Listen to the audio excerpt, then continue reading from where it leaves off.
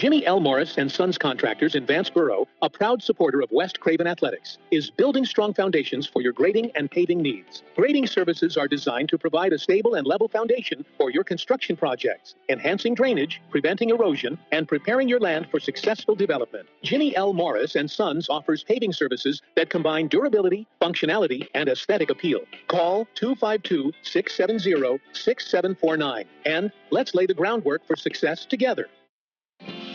At Bowden & Car Furniture, we're proud to support our local teams and wish you the best this season. As Eastern Carolina's largest authorized Lazy Boy dealer, we have a huge selection of genuine Lazy Boy recliners, sofas, sleeper sofas, sectionals, and more. Plus, beautiful row furniture. Custom order or take home today. Visit us in Havelock or online at bowdenandcarfurniture.com. Best of luck to all our local teams from Bowden & Car Furniture. The goal of Atlantic Logging is to offer each of our customers a professional logging operation and top dollar for their timber.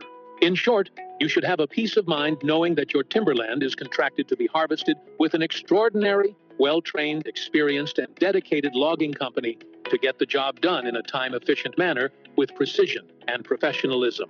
Call 252-229-9997. Atlantic Logging is a proud supporter of West Craven Athletics.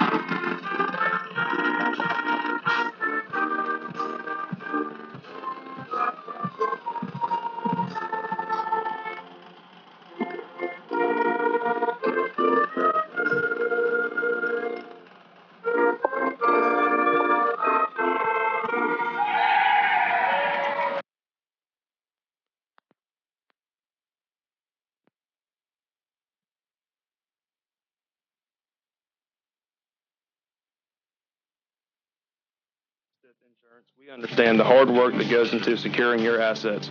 Whether it is your home, car, business, or boat, you need insurance to protect your hard work. Robinson & Stith Insurance has been serving Eastern North Carolina's insurance needs since 1905. We believe it is not just the policy that serves you, but also the people. Our no voicemail policy means that whenever you call our office, you will speak to a live person who will be happy to help you. Our dedicated team of professionals is here to help and will be happy to provide no obligation reviews of your insurance coverages. Stop by and see us at 513 Pollock Street. Give us a call at 633-1174, 633-1174. Robinson & Stith Insurance, complete insurance since 1905. We want to earn your business.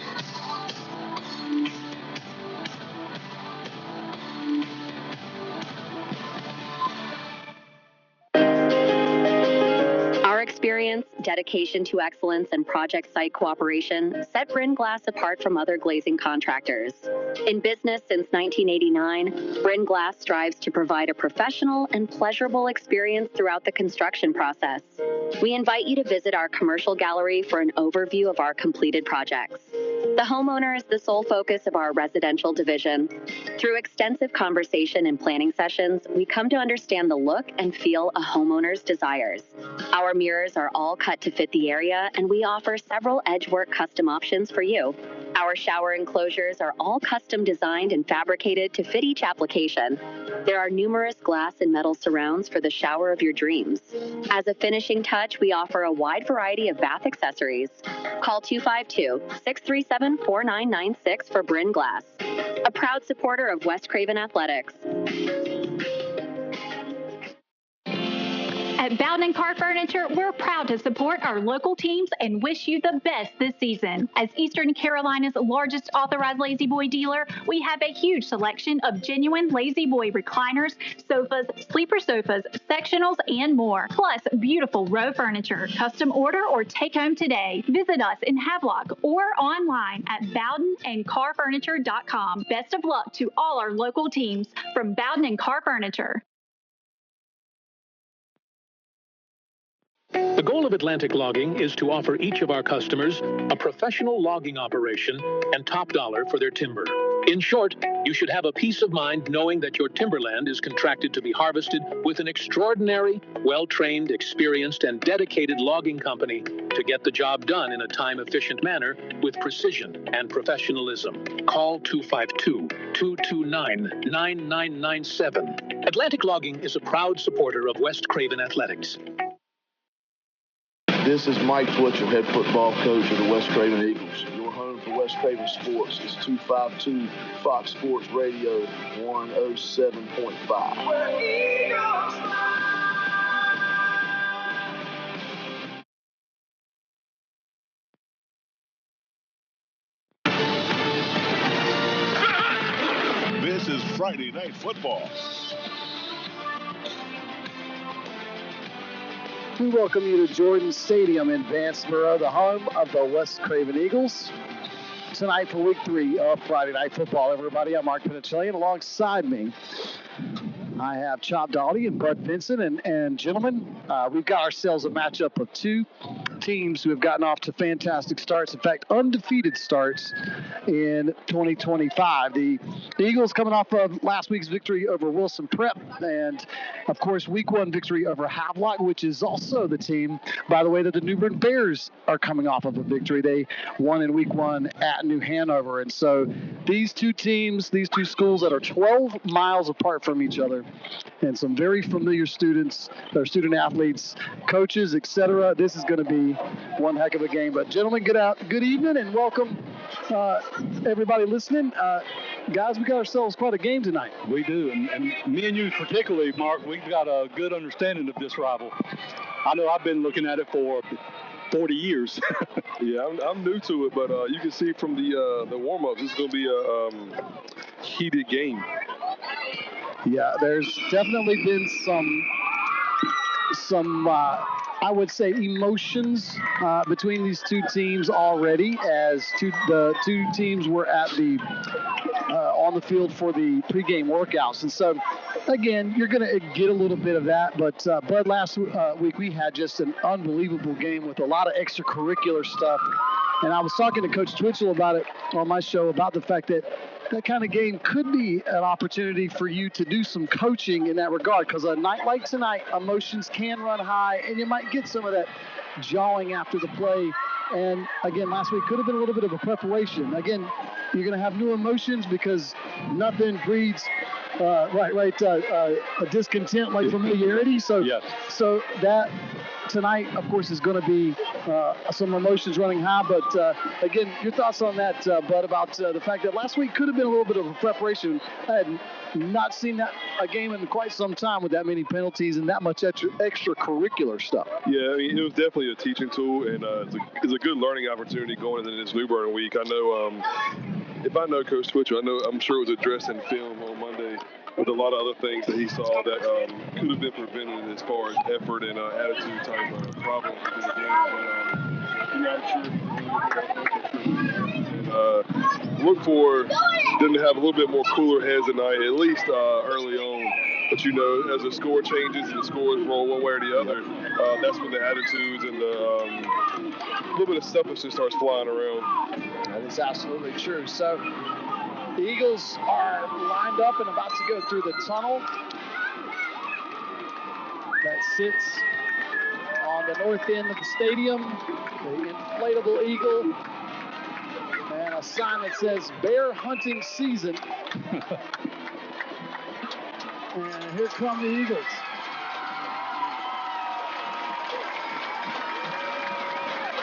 (2-0) to start this 2025 campaign.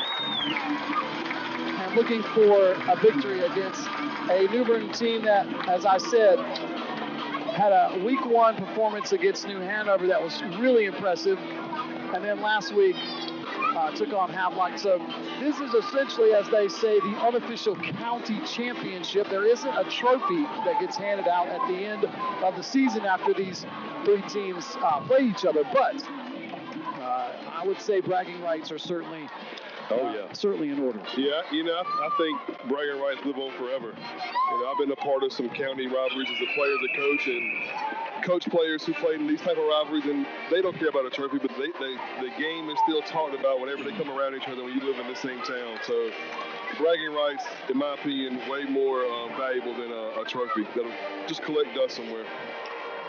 Absolutely. So tonight, the West Craven Eagles, if you're listening, by the way, 107.5 FM. And if you're listening on the radio dials, you can find us on Facebook, Friday Night Football. You can find us as well at 252 Fox Sports on Facebook. But if you're listening tonight on your radio dials or web browsers at 252foxsports.com or the TuneIn Radio app, the Eagles are going with the old school look, the blue pants, the red jerseys, blue numerals with white trim. Of course, they're keeping their new white helmets. This dawns back to the days where they used to have the blue helmets with the Philadelphia Eagle-esque wings, but again, new helmet now. The Bears tonight are going to be wearing black pants, white jerseys, red numerals with black trim, the black helmets tonight, and the Bears will receive the kick to start off the contest. And we've got a short kick, but we are underway. Yeah, it looks like they tried to film. You can watch. You see New Bern's front line bails a lot and pretty early. So I think Coach Twitcher was trying to steal a possession there, but nonetheless, we got the ball at the 42, 47, 42. So short field position, or good field position, I should say, for New Bern to start off tonight. Yeah, they like to start off with, like last week against Havelock, they started off with a long deep shot, so you never know what you're going to get out of this New Bern offense. Bears in a shotgun formation. They'll put a man in motion. And it's a jet sweep and a short gain. Maybe a pickup of about 3 to the 44-yard line. Well, we'll say 2 yards to the 44, and it'll be second down and 8. Yeah, it was a really good play by Shireen Morris. Getting off the block. The receiver, jet guy, had to bounce it a little bit, bounce it right into Sharif Morris's hands. A great job of holding him up to your help you stay running your feet. It was a great play, great form tackle right there. I hope the defense plays like that all night. Second down and 8. Up the middle. Well, take the handoff. Quarterback's going to keep it himself. He'll slide, and I think he's going to be just shy of the first down, but a nice run on the fake handoff and quarterback keeper. Yeah, I think he's definitely New Bern's weapon. I mean, you saw right there, pull keep and got 9. You saw in the film last week against Havelock when things broke down and receivers weren't open. He really made plays happen with his feet. So Coach Twitchell and his defense has to keep him contained tonight. Terrence McCormick, of course, that quarterback, and he is a senior and a very good quarterback. By the way, he got the first down, so on first down and 10, a short run, going to pick up a couple of yards. So the Bears into Eagle territory now at the West Craven 47-yard line, I believe. We've got a flag now. And it's going to be on New Bern and a holding penalty, I believe. Yeah, it looks like they were trying to single block in number 9, Emmanuel Miller, and it's kind of hard to do that fairly. Just getting started if you're tuning in. 10:47 to go here at our first quarter. Bears with the ball first, scoreless. McCormick gets the snap, drops back, looking to throw. He's got a man, and he is open and makes the catch inside the 30 and still on his feet down to the 21-yard line. A nice catch by Rylan Copeland, the sophomore wide receiver for the Bears. Yeah, it looked like it was his first route option. Wasn't open, very well covered by the West Craven secondary. So when the quarterback had to scramble a little bit, he kind of put his foot in the ground, went vertical. It's like the corner lost him, or the outside linebacker in that flat area lost sight of him, and he got behind him. Coach Switzer lost his mind a little. I think he saw a little push off by the receiver at the top of that route. There was a lot of space between them. McCormick looking to run, trying to get around the end, and he does, breaking one tackle and drags a West Craven defender out of bounds, and the defender's on the spot. But he might have enough to move the chains. Yeah, so just a little quarterback keep off the end right there. I think they started out playing it really well. They strung it out, but again, a kid like that, he puts his foot in the ground and finds a crease. It's going to be a couple of yards, so it's a really good job of finding the crease by the quarterback for New Bern right there. Bears driving. Have it at the West Craven, looks like about the 11-yard line. Knocking on the door. McCormick in a shotgun formation, a pistol actually. He hands it off to the back who breaks one tackle, 2 tackles, and dives for the end zone. The ball comes out as he dives, and it's going to depend and going to give him a touchdown. But the ball popped out, but not before Ezekiel Best crossed the goal line to give the Bears a 6-0 lead. That's just a little handoff right in the middle. I couldn't tell. It looked like they had tried to fold block that. But I don't know if that's what they were doing or they were just kind of out of place. But he found a crease and ran over one on his way to the goal line. Yeah, hard running on his part. Can't take that away from him. Extra point attempt for the Bears.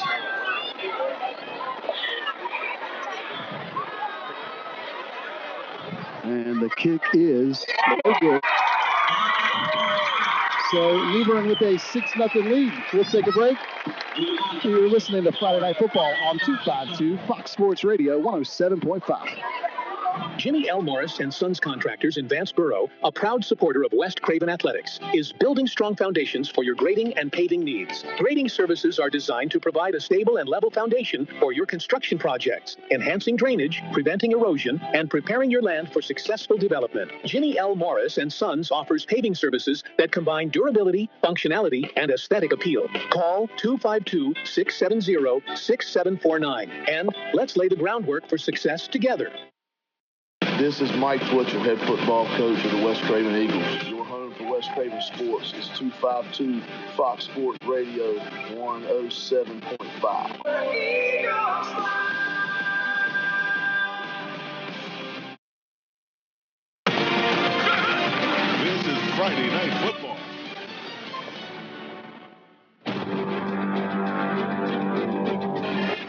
Six nothing New Bern. 10:04. We are just underway at Jordan Stadium in Vanceboro. Battle of 2 undefeated teams from Craven County. The Bears kicking off to West Craven now. And offsides penalty on the kickoff team. So we're going to get a re-kick. And very glad to have the full crew back. Last week it was just Bud and I, and glad to have you back from Thanks the for having me back. part of the state. Took a little time off. How was the weather out there? We had one day of rain. Everything else was perfect. It was very nice weather. Nice. It even got in the 50s that night, which I loved. Oh, nice, yep. Mountains of North Carolina, just beautiful this time of year. It's a little warmer than we've had the first 2 weeks of Friday Night Football, but the sun is just about to set behind the trees here in Vanceboro, and I'm sure that's going to cool us off right nicely here on the home side of the bleachers. West Craven with a return. Inside their territory. And still on his feet inside the 30. Inside the 10. Touchdown, Eagles. I guess that's how you answer a quick score, Mark. Yes. Nice return there. special teams played. Yeah, you know, if I'm coaching against West Craven, I don't think I'm kicking the 18. if that was me, but again, I'm up here, so. Xavier Cuthbertson. I don't even know that he got touched. So, I mean, it was a middle return, and in the kickoff, it looked like the inside guys went around the block to the outside, which is kind of how West Craven wanted to set it up, and he put his foot in the ground. And again, we talk about north and south. No shake and bake right there. Just get north and south. And the extra point is good. And West Craven, it only took 10 seconds. Wow. They're back, and they're in the lead, 7-6. Don't go anywhere. More Friday Night Football coming up. The goal of Atlantic Logging is to offer each of our customers a professional logging operation and top dollar for their timber. In short, you should have a peace of mind knowing that your timberland is contracted to be harvested with an extraordinary, well-trained, experienced, and dedicated logging company to get the job done in a time-efficient manner with precision and professionalism. Call 252-229-9997. Atlantic Logging is a proud supporter of West Craven Athletics.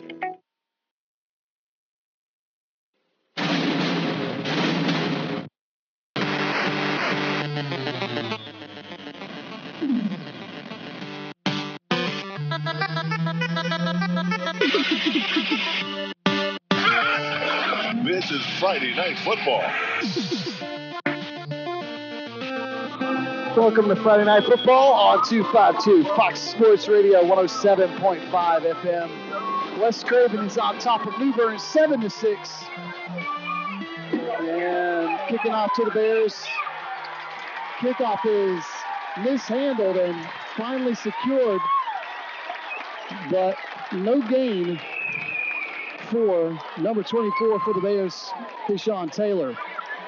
Yeah, that little low line drive kick has always been tough for anybody to field. You got to turn into a middle infielder and widen your stance, drop your hips, and kind of keep it between your legs and keep your eyes up so you don't get crushed when trying to field the ball. But you can't let it get into your body. You gotta be a second baseman or a shortstop that field that and just get what you can. It really eliminates big plays on the kickoff.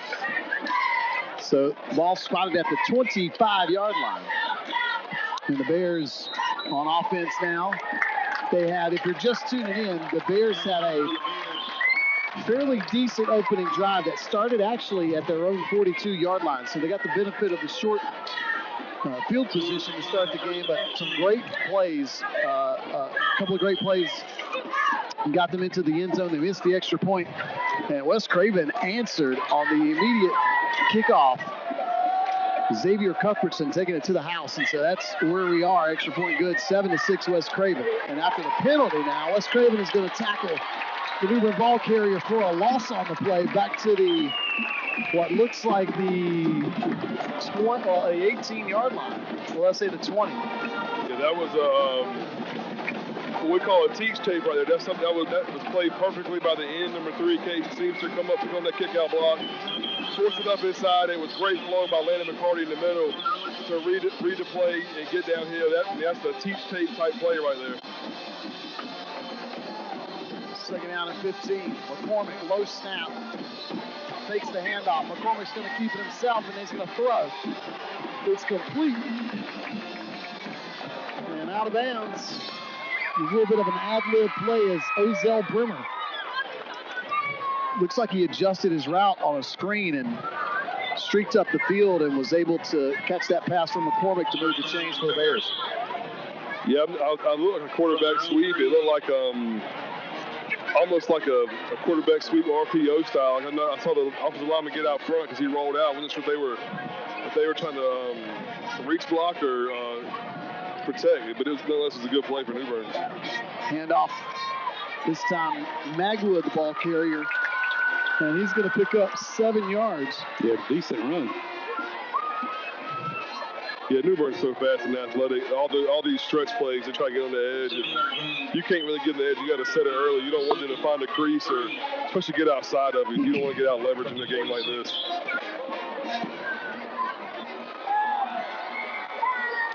Shotgun formation. McCormick. Quick pass to Taylor. Taylor has the first down, breaking a tackle inside Eagle territory. and dropped at about the 44-yard line. So the Bears pick up another first down. Yeah, looking out here, you know what I see that I haven't seen all year is number 6, DJ Davis, playing a little safety. So that tells you right there this is a big game. Absolutely. When you got the quarterback playing in the secondary, it is huge. McCormick fakes the handoff right up the middle, keeps it himself, breaking tackles, and still on his feet. Now he's going to cut to a far sideline inside the 10, and he dives out of bounds, and a huge pickup by McCormick. Yeah, the right tackle had a whole 2 handfuls of Caden Seamster's jersey. Look for that play to come back. There is, by the way, some flags that are sitting at the West Craven midfield area. Where, by the way, let's give some credit to Coach for that midfield eagle. Oh, that's beautiful, yeah. Oh, yeah, it is nice. And it looks like the big gain by McCormick is going to be negated, as looks like someone got caught holding on a little too much. Yeah, it's going to be hard for you to block to reach number 3 if you don't have good feet. He's so athletic and long and strong. You have to either have good feet or run up underneath them.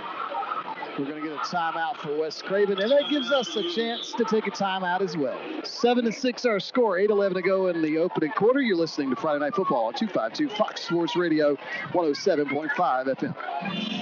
At Bowden Car Furniture, we're proud to support our local teams and wish you the best this season. As Eastern Carolina's largest authorized Lazy Boy dealer, we have a huge selection of genuine Lazy Boy recliners, sofas, sleeper sofas, sectionals, and more. Plus, beautiful row furniture. Custom order or take home today. Visit us in Havelock or online at bowdenandcarfurniture.com. Best of luck to all our local teams from Bowden and Car Furniture.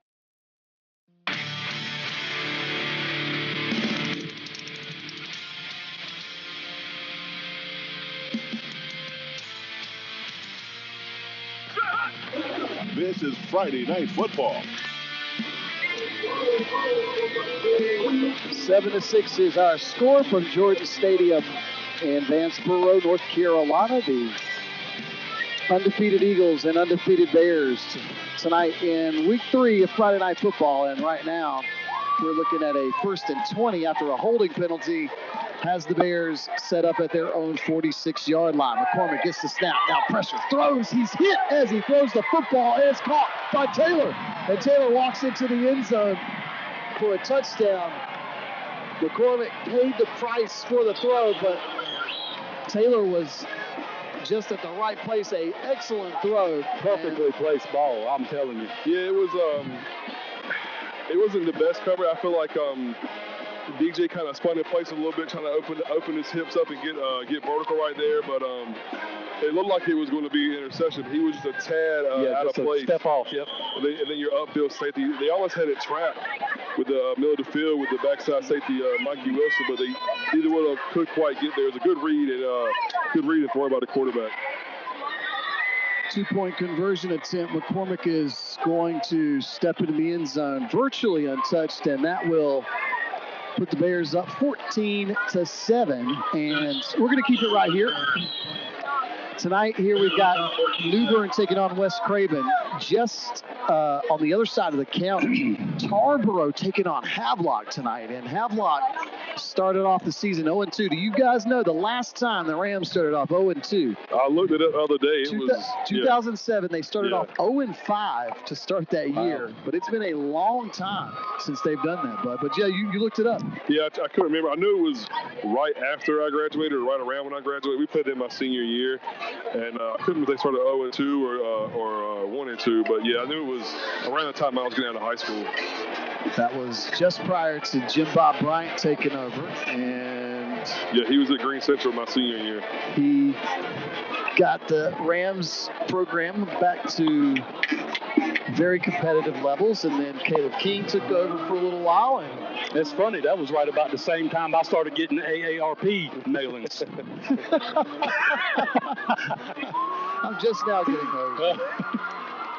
8:02. We are got some fireworks to start off, and we are not even 4 minutes into this contest, 3 minutes and 58 seconds in, and we have 21 points scored between the two teams. New Bern has had the bulk of the possession. And the second kickoff. It's Cuthbertson again. This time, though, Cuthbertson's going to get tackled shy of the 20. No space that time. Yeah, they put their kickoff on the hash, and they kicked it in the corner, so the wide side of the field looks open, but it's meant to look open because it can give the wide side of the field more time to get down there and really close that gap. So that was a good adjustment right there by the New Bern staff. And I remember, Bud, you mentioned in that first game the idea to get vertical. Yeah. That sideways running is not getting you any yards. Yeah, because they crowd the short side of the field and make you they push you to the wide side of the field where everybody's coming from. So everything looks open until it's not. Davis lines up. First time the West Craven offense has been out on the field tonight. Handoff. I think DeNapoli going to get the carry there, and maybe a yard. Yeah, a yard or two. Let me give you the starters here for these West Craven Eagles. DJ Davis is the quarterback. Chris DeNapoli is your running back. They'll mostly run a 4-wide set with Jeremiah Lee, Xavier Cuthbertson, Amari Sumner, and Antoine Jones. I'll give you the starting offensive lineman here in just a minute. 2nd out and 8.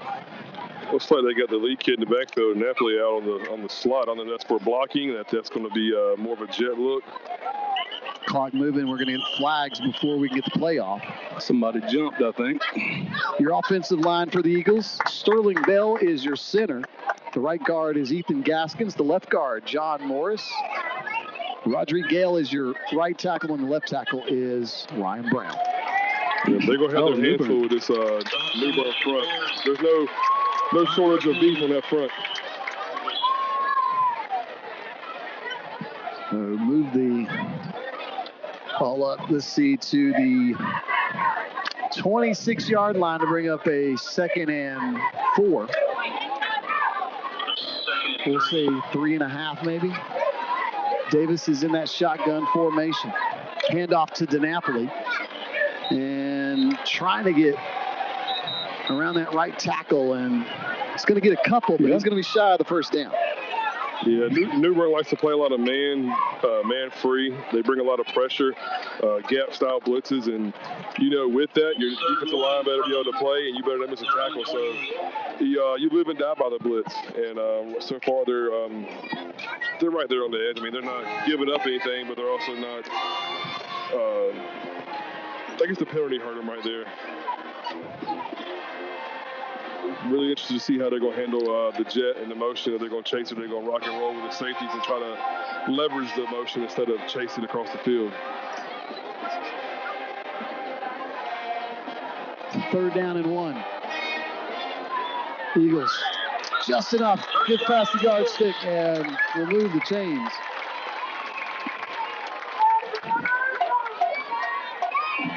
Yeah, when you need 3 yards, there's probably no better quarterback to give it to than DJ Davis right there.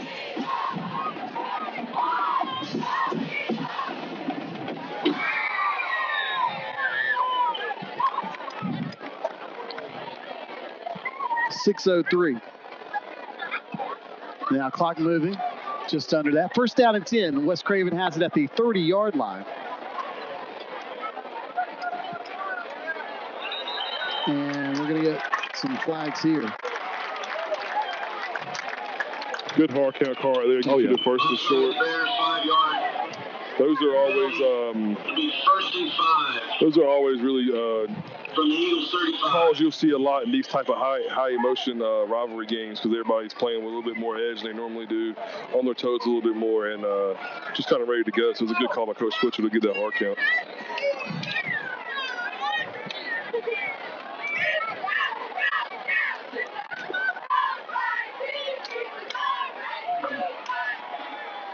First down and 5. Clock moving, 5:26 to go. Man, it's open. Ooh, and the pass, though, was a little underthrown, but too much contact between the Bear defenders and the West Craven receiver who had 2 white jerseys draped on him. And again, the pass just kind of slowed down towards the end and allowed the defense to adjust a little bit. But, again, still got to keep your hands off the receiver. Yeah, it looked like, I think everybody thinks it was on 5, but it looked like the corner, number 8.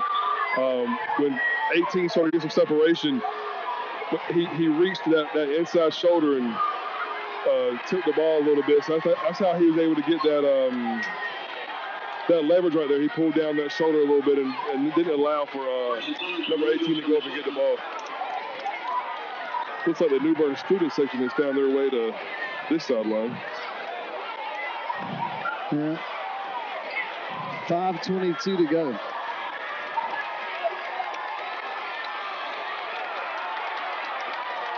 Oh, the ball's out. So there's going to be a fumble at the end of the play here, and the Bears are signaling that they have the football.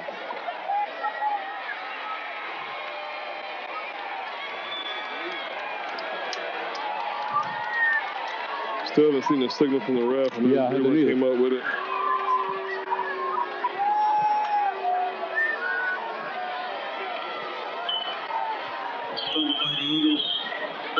Look for New Bern to take a shot right here. They score big with a big pass downfield, and after a turnover in this kind of game, they could come in here and take another shot.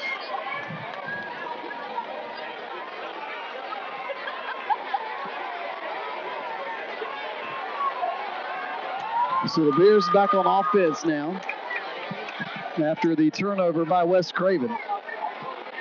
Ball's out. And the ball is out again, and Nice. Going to get a loss on the play of maybe a couple. Yeah, I mean, again, look, I saw a hold on the edge right there because, 3, Caden Singster, number 9, Emmanuel Miller, they're so hard to block that if they try to rip and run a little bit more, get some more pull in that jersey, you should see a whole lot more holding calls tonight.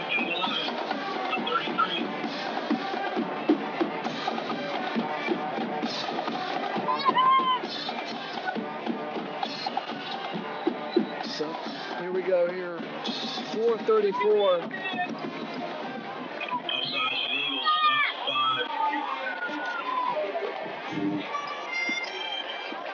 And if you're just tuning in, 14-7 is our score. New Bern leads.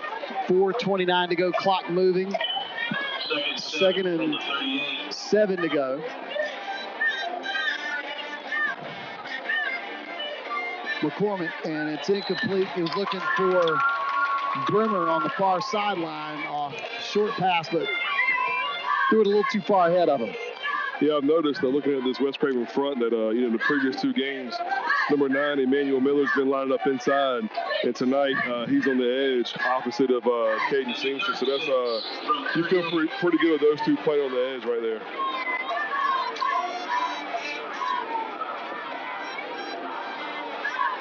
Shotgun formation here. Handoff, and lots of room to run. Magwood breaks 1 tackle, 2 tackles, and we're going to get a flag on the play. Some arm tackling attempts, but I know you're a defensive guy. West Craven's got to wrap him up. And again, Magwood is an elusive guy, so he has that nice mix of power and speed. Yeah, you got to wrap him up. That's what. When a kid like that, I mean that run, that downhill right now run hits so fast, and if you're a little bit out of position, it leaves you reaching, trying to make arm tackles, and that's what happens. Yeah, they hit West Craven for a face mask on that play. Yeah, got him around the helmet. Looked like it was number 4, Ben Dennison. 1st and 10 from the Eagles 29. 4:11, and clock is moving.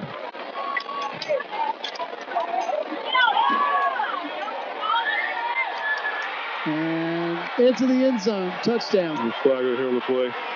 We do have a flag down towards. It's in the area of holding. It is in the area of holding. Yep. And it is against New Bern, and so take the points off the board. And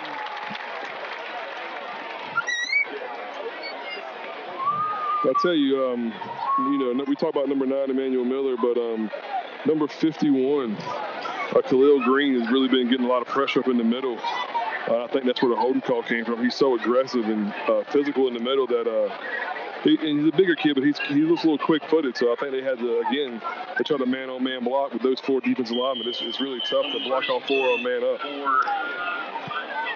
I feel like the secondary really needs to figure something out, though. They can't hope for a holding call every time there's a play. Well, this is going to be one of the speediest groups of athletes that this West Craven defense is going to face all year. And unfortunately for the Eagles, on 1st and 21, I believe they had a defensive player a little too eager. And yeah, they're a little quick on the draw with the flag. Normally, if it's just a step, they don't cross over the neutral zone, they're fine. But I think that's what Coach Switcher was saying on the first one when Seamster jumped offside. Like, he took a step. He didn't cross the neutral zone. He has time to get back. But he just didn't do it. Yeah. New Bern got away with a little bit of a pick play there on the far sideline. But the receiver is going to pick up a nice gain on first down, Copeland. Yeah, sitting in that cover 2 right there, you get a bubble as you're a corner. You want a trigger outside, but if your receiver is setting you up outside and you got the sideline out there, you kind of need to trigger a little bit inside to be able to make that play. Wow. And that's going to be close to the goal line there. The Bears all the way to the 1-yard line. And they've had some success just running it right up the gut. Not so much success around the ends, but to me, I think the most success they've had tonight is running right up the middle. Yeah, and that you're going to kind of expect that when you're playing some new kids, when you move Emmanuel and Caden to the edge, that now you're not as strong up the middle, and they're going to get 12 man on the field penalty right here, 75 to get off the field. I'm sure they're going to decline that, though, because the result of the play is a touchdown. Yeah. It's a touchdown for the Bears.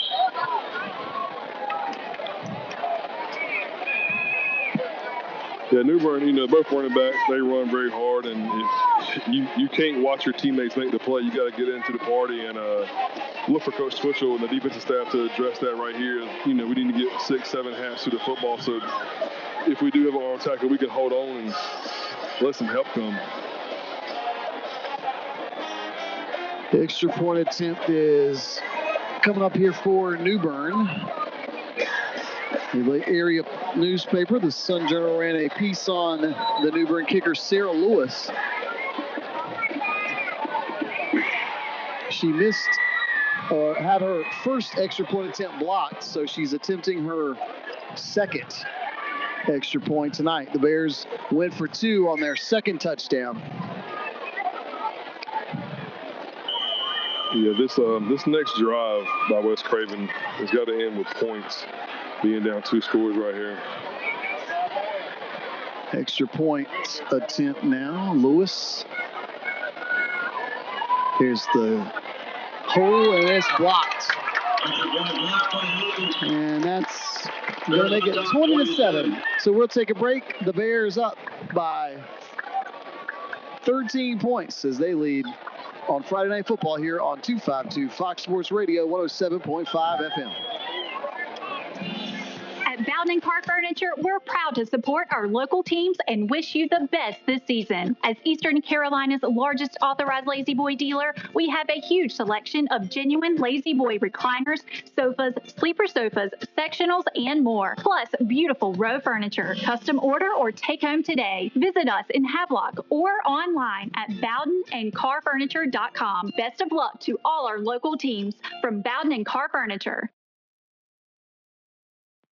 This is Mike Twitchell, head football coach of the West Craven Eagles. Your home for West Craven sports is 252 Fox Sports Radio 107.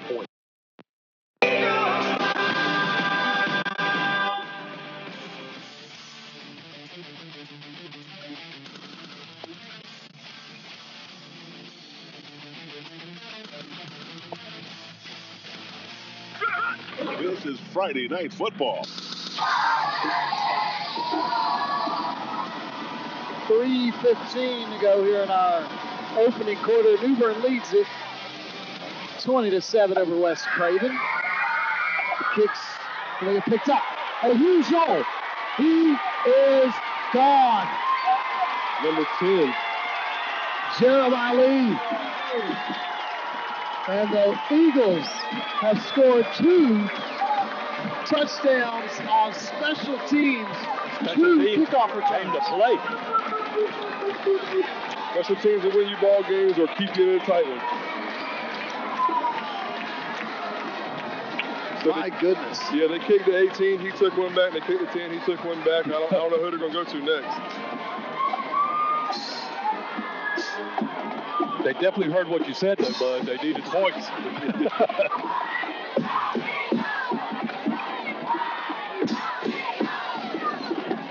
kick is up for the Eagles, and it is good. We're going to keep it here. We just took a break, so my goodness. Yeah, if the plan was score and score quickly, that is absolutely what you want. Now, I would say, though, as much as, and again, you'll take the points, but the further this game goes, the Eagles have got to establish a little more offense and keep New Bern's defense on the field, and even more importantly, keep New Bern's offense off the field. Yeah, they got to. The best way to slow it down, an athletic, speedy offense is to them not have the ball at all. So a stop right here would be big. You don't want to back your safeties up too much and give the running back a little more of an edge and not be able to fill the lane by the safety. So a couple things. Back them up, have a quick read, run read. So I'm sure there's an adjustment coming from this defensive staff there at West Craven. 3:05 to go here. And it is a loud and rowdy environment. It is packed, sold out at Jordan Stadium. The visiting bleachers are packed. There are people lined up along the fences. The home bleachers are packed. People are lined up around the fences. It is exactly what you would expect. And this kick is going to go to about the 37-yard line, but it was not secured initially, and that made it a live football, but New Bern is going to hold on to it. Yeah, I think they're going to get one of those sometime this game. I mean, as a kickoff team, when you do those low kicks, you got to be expecting I'm going to get the football. It's not going to be a clean catch. So you cannot slow up until you get to about a yard from the returner. Bears back on offense. They've had a lot of success offensively tonight, running the football up the middle. They've had a couple of big passes as well. Magwood. And a couple of yards. In the same notion, West Craven has had a few plays like this, where they've limited New Bern's run to about 2 yards. They just haven't been able to put a couple of those back-to-back to put New Bern in a 3rd and long situation or a compromising position. It feels like New Bern's had a lot of 2nd and shorts. Yeah. Or they've been able to convert these 2nd and longs into first down. Yeah, that's what I was about to say. You know, with this quarterback and the arm he has, I don't think there's really a 3rd and unmanageable within reason for this quarterback. So you got to get him behind the stick like you have him right now. Yeah. This time Magwood's got nowhere to go. And the 3rd and long that I was just speaking of is here, 3rd and 9. Ball at the 38-yard line, or just inside the 38-yard line of the Bears. Clock moving, 2:03 to go. If you're just tuning in on your radio dials, 20-14 is our score. Yeah, it looks like to slow down some of that inside run, they moved Manuel Miller back to. Delayed handoff here to Magwood, who's got the first down, and that was a little deceptive because New Bern had a couple of their receivers clear out and take some West Craven defenders with them, and then the delayed handoff, and no one was really paying attention to Magwood, who had way too much room. Yeah, that's the old, somebody used to run that. It made it famous by kind of walking mesh, let it clear out, find the edge or find the seam and go. And it was famous. A lot of people did it for a little while. It was an NFL team. I can't remember off the top of my head who it was, but they did a really good job of selling that right there.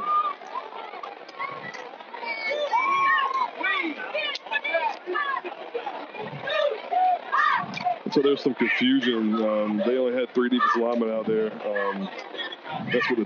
Looks like that's what a timeout was for.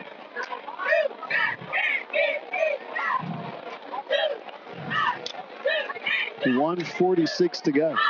Yeah, you really hate to have 2 very good tackles right around line of scrimmage and then give up a 3rd and long with a gimmicky style play. 1:46 to go. As we're just about finished with this first quarter, but it has been a busy one. Exact opposite of that first game. Well, again, it's for the Eagles, 2 kickoff returns, explosive kickoff returns, Yeah. Cuthbertson and Lee. The Bears have gotten their points the old-fashioned way, but just driving it down the field. Screen pass here. Bremer's got it. Breaking a tackle. Has some great, but this is going to come back. Bremer had some room, but I thought that was an incredible block because it looked like he had 2 or 3 West Craven defenders wrapped up. Yeah, on the screen, if you're on the edge right there, you don't really want to dance with the defender. You want to go ahead and set a defined side and let him filter to your safety, your outside linebacker who's flowing, who both did a really good job there for West Craven. Speaking of quick games, I'm looking at my clock. It's 7:39. I feel like Tarboro and Havelock are probably in the 3rd quarter. Oh, I'm sure. 12 from Eagles 49.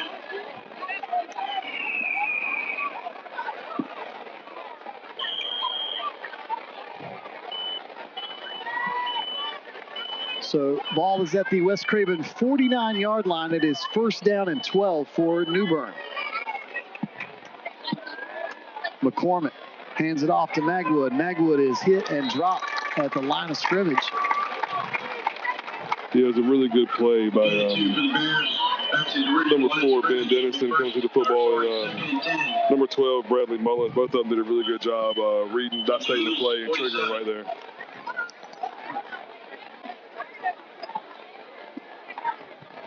Clock moving, 1:12. Man in motion is Magwood. McCormick drops back and he's going to sack. Yep. Antoine Jones coming off the edge. He's a receiver. Plays a little defensive line now. I coached him before. He's very explosive in his first couple steps, so I know he's probably hard to block, especially on the same size as Manuel Miller. So you really try to single those 2 guys up, and as wide as Antoine was right there, it's really hard. He creates a lane for both of them to run through. 39 seconds, clock moving. We'll see if we get a playoff here before the end of the first quarter. Bears late getting a substitution on. You got to watch the double moves right here. Looking to throw deep is McCormick. Has nowhere to go. Now he's going to tuck it and run, and he's going to get pushed out of bounds, but we're going to get a flag here thrown at about the West Craven 46-yard line. It's going to be on New Bern hold. They probably want to decline this and got him at 4th down. Yeah, I would think so. It's already 3rd and forever, so clock stopped with 18.1 seconds to go.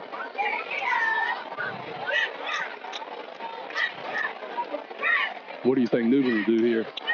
I mean, I think they go for it. I mean, I think they believe in their quarterback's arm and they believe in their offense. It looks like he's also the punter, so he might drop back and kick it. But when your quarterback's the punter, he's a little deeper. Oh, yeah, that's he's going to be sitting at 7 yards. But this looks like he's a little deeper than normal. So look for some sort of quick kick.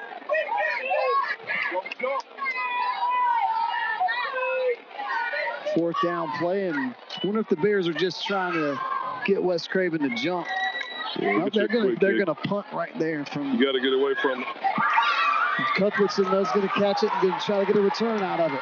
Past the 30, still on his feet, and steps out about the 41. But yeah, it's an unnecessary block in the back. Took the kid's helmet off, blindside. I don't think 71 is going to make that play. You got to pull up. You can't make that hit and put your offense with their back probably closer to the end zone. West Craven also has a player down. Is that the guy that attempted to make the block? Yeah, I think he left his feet a little bit, gave up his body. Like I said, 71's a big guy. I don't think he was going to make that play. So you saw a couple kids pull up. Anytime you got that type of kick and you're playing defense, you got those peel-back blocks. A well-coached team, like most of them did, they pulled up, and I think 11 was just trying to get them a highlight hit in, and it's going to really going to put the offense in a little bit more of a hole than it would be.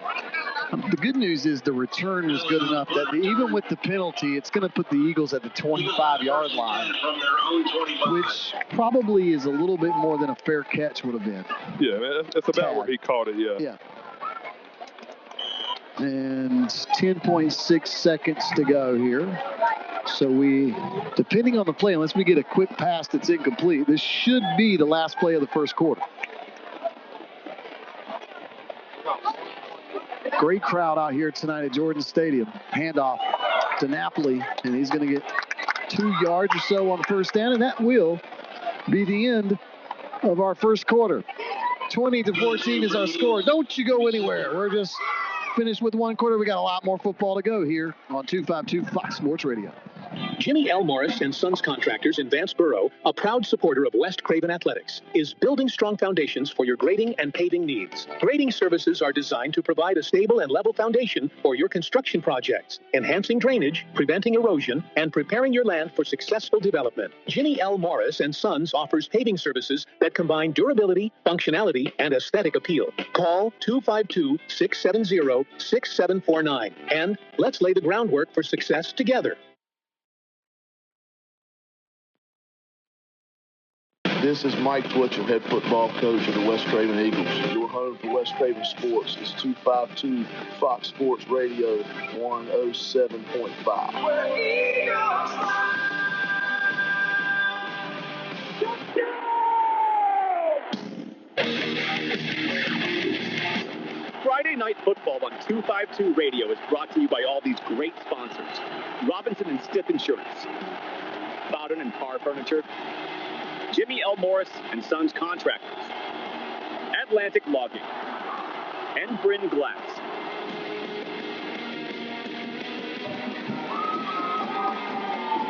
We're back. Second quarter action here on 252 Fox Sports Radio, 107.5 FM. New Bern leads West Craven 20-14. Eagles on offense. And Lee, I believe, is nope, it is Cuthbertson, and he's only going to get a little bit, maybe a yard. Yeah, you're sitting at third and manager. Really good job breaking those two couple tackles to get what he could and put him in third and manageable. Second four for the third and four for the Eagles. So we're just underway in here in the second quarter. West Craven now with a third and about 4 here. And they will line up Davis at quarterback. 2 wide receivers to the near side. They have an H-back. Cuthbertson goes in motion. Looks like Davis wants to keep it himself, but the Bears sniffed that one out and maybe lose about 2 yards on that play. Maybe more. Yeah, depends on the spot.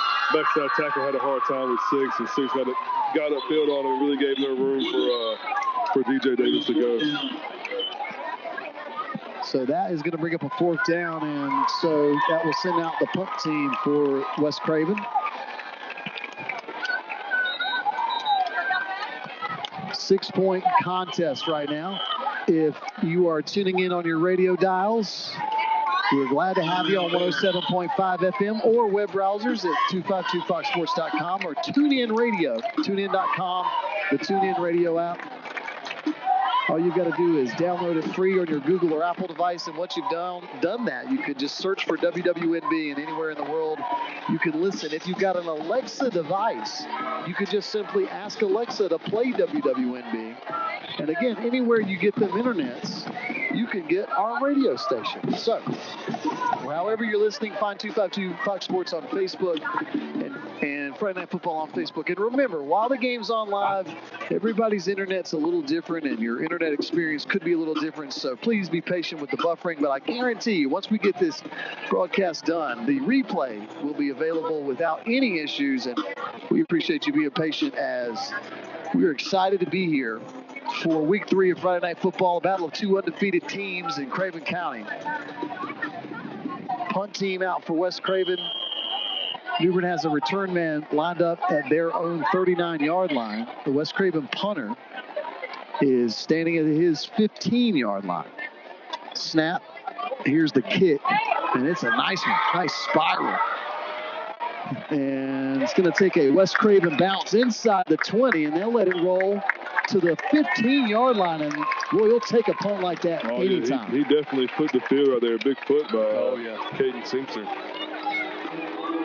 10:58 to go, so New Bern's offense will now come out. And they've, again, had some success in their first couple of drives. But last time out, West Craven's defense did find a little something and forced New Bern to punt. And then you got to build on that, bud. I mean, I know you as a defensive coach, that's what you got to talk to when they come to the sidelines, right? Build on that. Yeah, one stop turns into two and can change the game. But it looks like New Bern's trying to run away from Emmanuel. So what they did was when Emmanuel was on the edge, they started out, they kind of run more to A and B gaps, and then they moved Emmanuel back to the middle where he's always played. So look for West Craven to possibly try to attack the edge. I mean, New Bern to attack the edge right here. McCormick gets the snap. Now going to roll out to his right, throws it, and he has a receiver. It's complete, close to the 30-yard line, and I believe that's Copeland on the reception for the Bears. Yeah, it was a good comeback route, but what I noticed was two West Craven defenders flying through the football. It's a really good play. We got a flag on the field, too. It's in the area of holding. Yes, it is. And or the a Bears, late hit. Yeah, or a late hit. Oh, yes, holding. But it is holding. And that 10-yard penalty will negate the big gain by the Bears and bring up a first and long. Of course, not 10 yards, though, I believe, right? Half a distance. Yeah. Well, you look at this side of the field, you got number 9 and number 3 side by side. So you can understand they're probably going to try to roll away or do something away from this side. And, again, you try to man on block either one of these two, you're probably going to lose that battle because they're both two really good defensive linemen. So let's see what New Bern's counterpunch is. Bears now inside the 10. When McCormick hands it off, Magwood has a lot of room right up the middle. And the Eagles will corral him and bring him down and prevent him from moving those chains, because it looked like he was going to pick up that first down on that carry, but tried to change his direction, and that proved to be beneficial, allowed some West Craven defenders to catch up. Yeah, he does a really good job of getting to full speed quickly, which is really hard to tackle and running back and get to full speed that quick. Clock moving at 10:13, and McCormick is dropped. There he is. He ran right into Emmanuel Miller, who just destroyed 73 on that play. Yeah, Emmanuel Miller has been a problem this year, and looks like we got some emotions, and again, got to get those in check. But, yeah, Emmanuel Miller's been a big problem for teams in these first couple of games. Yeah, I talked about him on my show today. Really just a kid who doesn't get a lot of, attention outside of people who come to the games, but he is one of the better D linemen I've seen all year.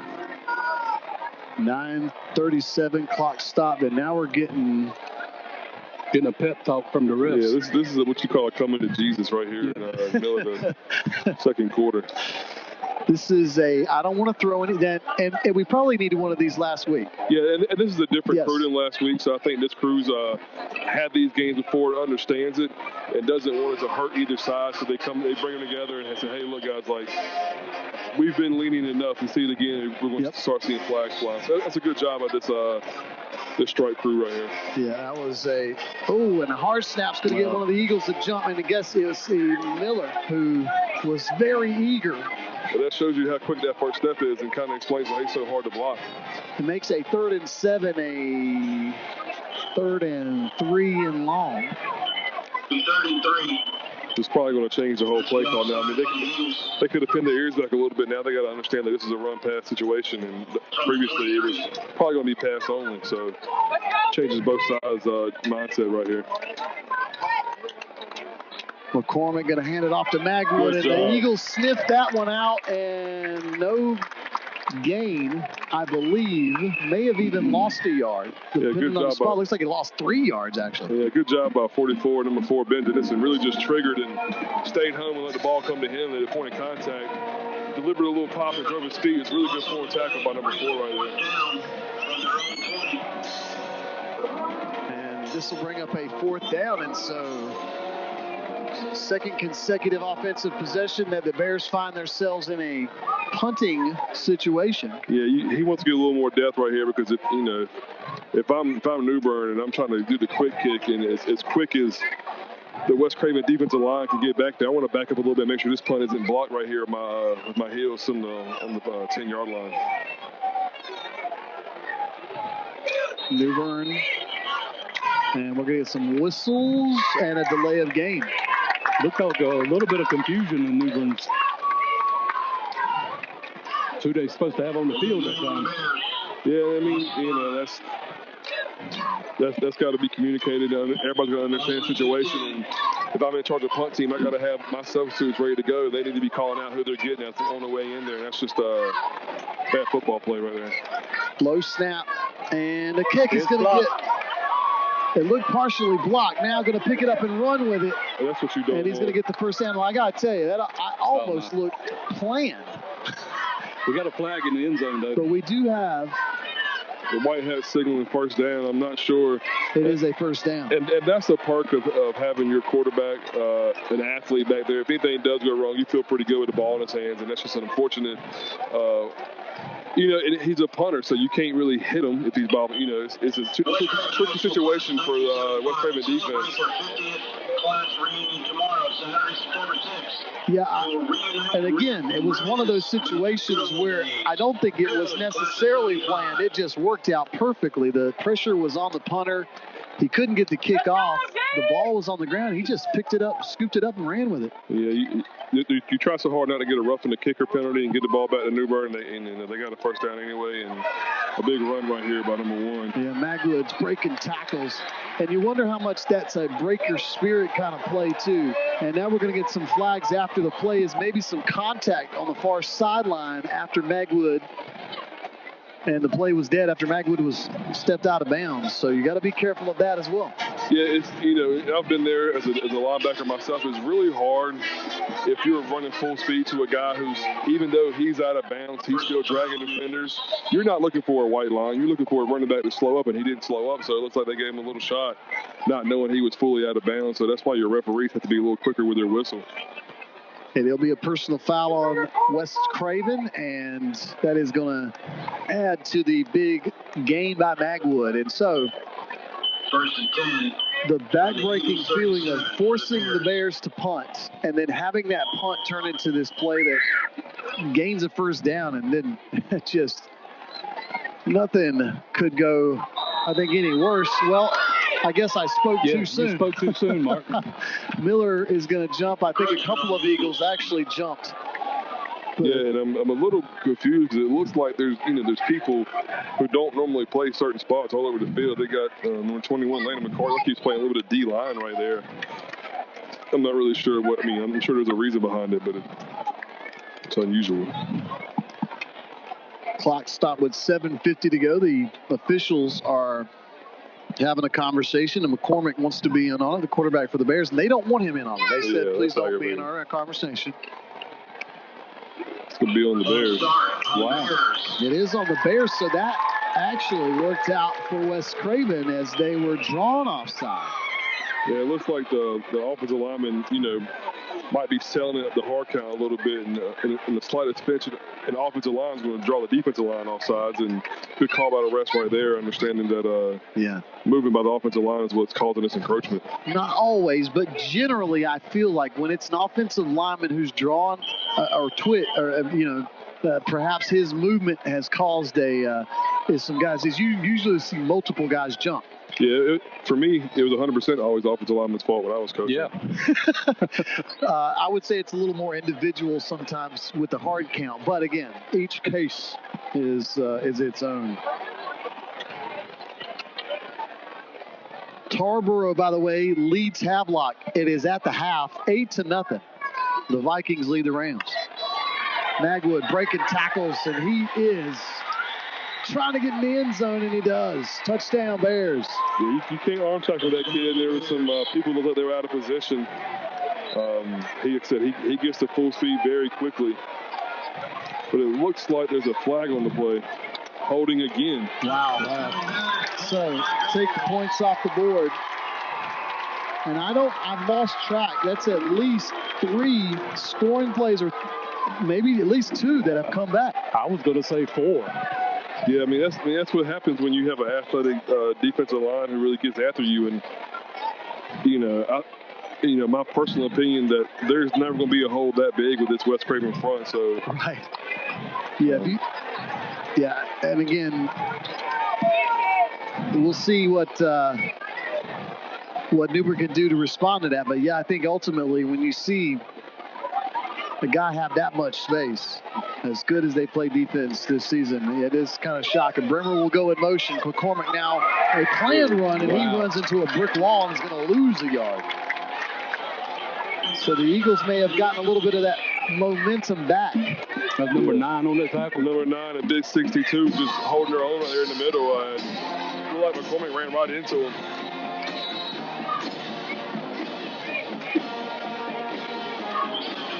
You know you get hit hard as you get up and shake the other guy's hand like the quarterback just did there with Emmanuel Miller. Like, hey, I don't want no more of that. Yeah, right. They might have handed him a 20. Second down and 23 is what we've got listed. The Bears are lined up on their side of the 50 at the 48-yard line. Yeah, look for a shot on one of those gimmicky plays. Screen pass, and we're going to get a penalty, and nowhere to go. Yeah, that's crazy. Red shirts everywhere. That's the running back, DiNapoli, in on defense. A great job right there. The screen ran right into his arms. He triggered early. It's a really good job. Yeah, DiNapoli. And we're going to get, it looks like an illegal shift by the Bears.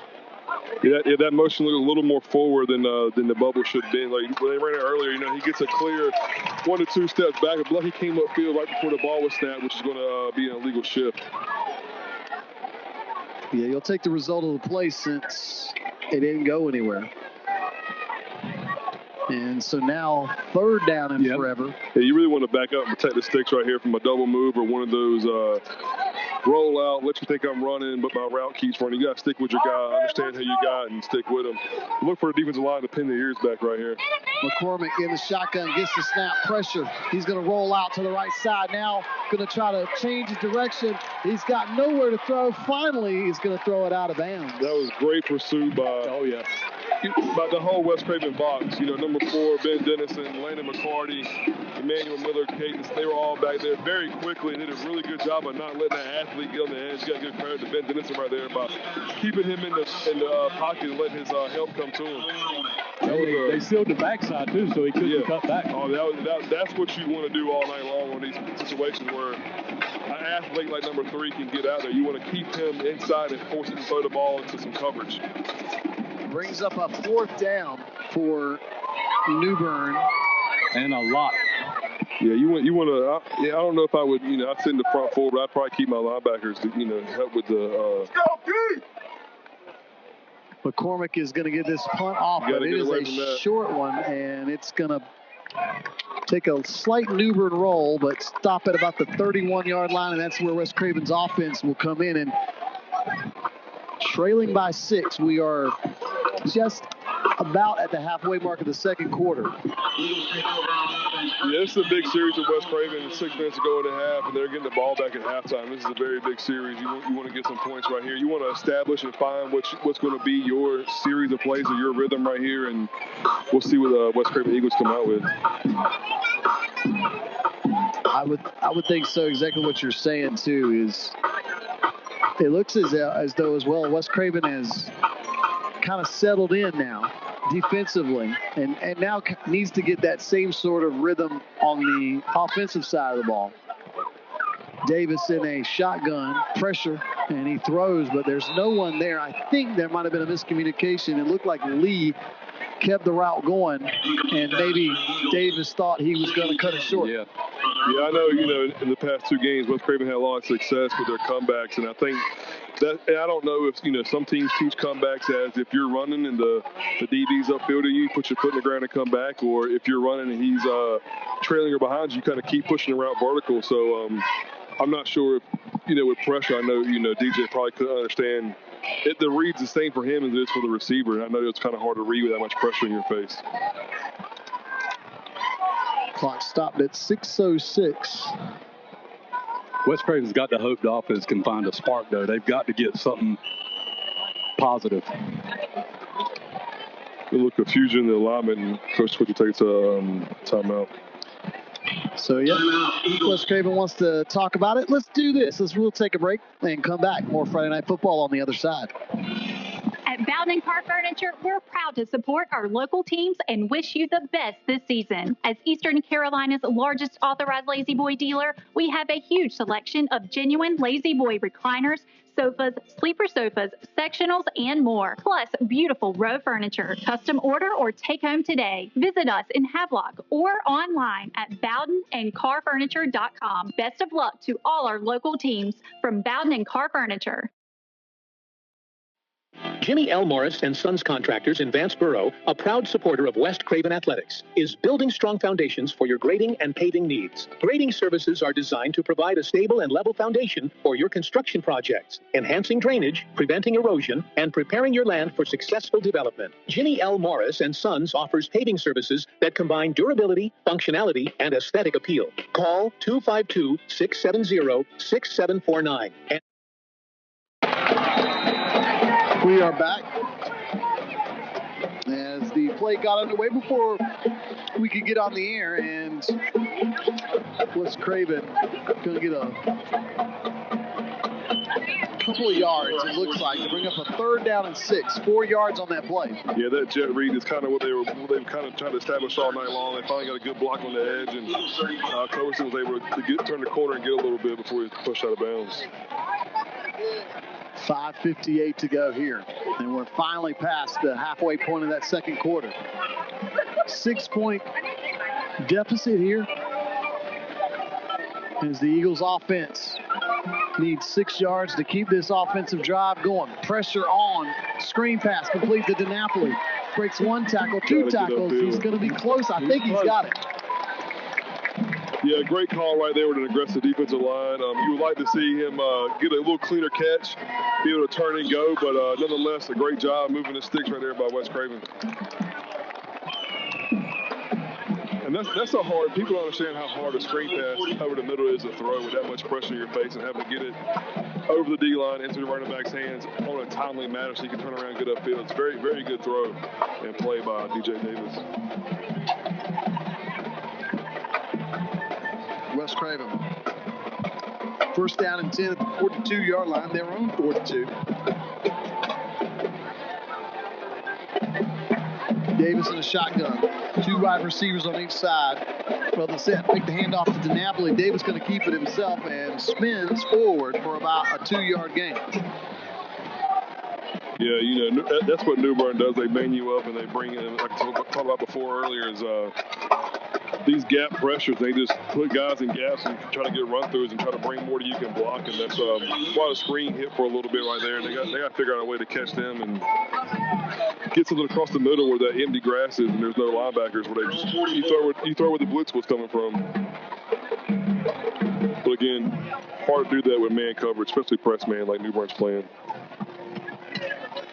Same formation. DiNapoli is the tailback. Davis the quarterback. 2 wide receivers on each side. They may have gone a little early, but we're going to throw it that way. Lee goes up and he makes the catch inside their territory at the 23-yard line. Yeah, it looked like that was a little bit of a bobble right there, but it's a great throw and catch by DJ Davis. And again, stood in the face of pressure. I thought they were going to get an offsides call, but that linebacker coming in that C gap so quick, but great way to grip it and rip it by DJ Davis right there, and an even better catch between 2 defenders.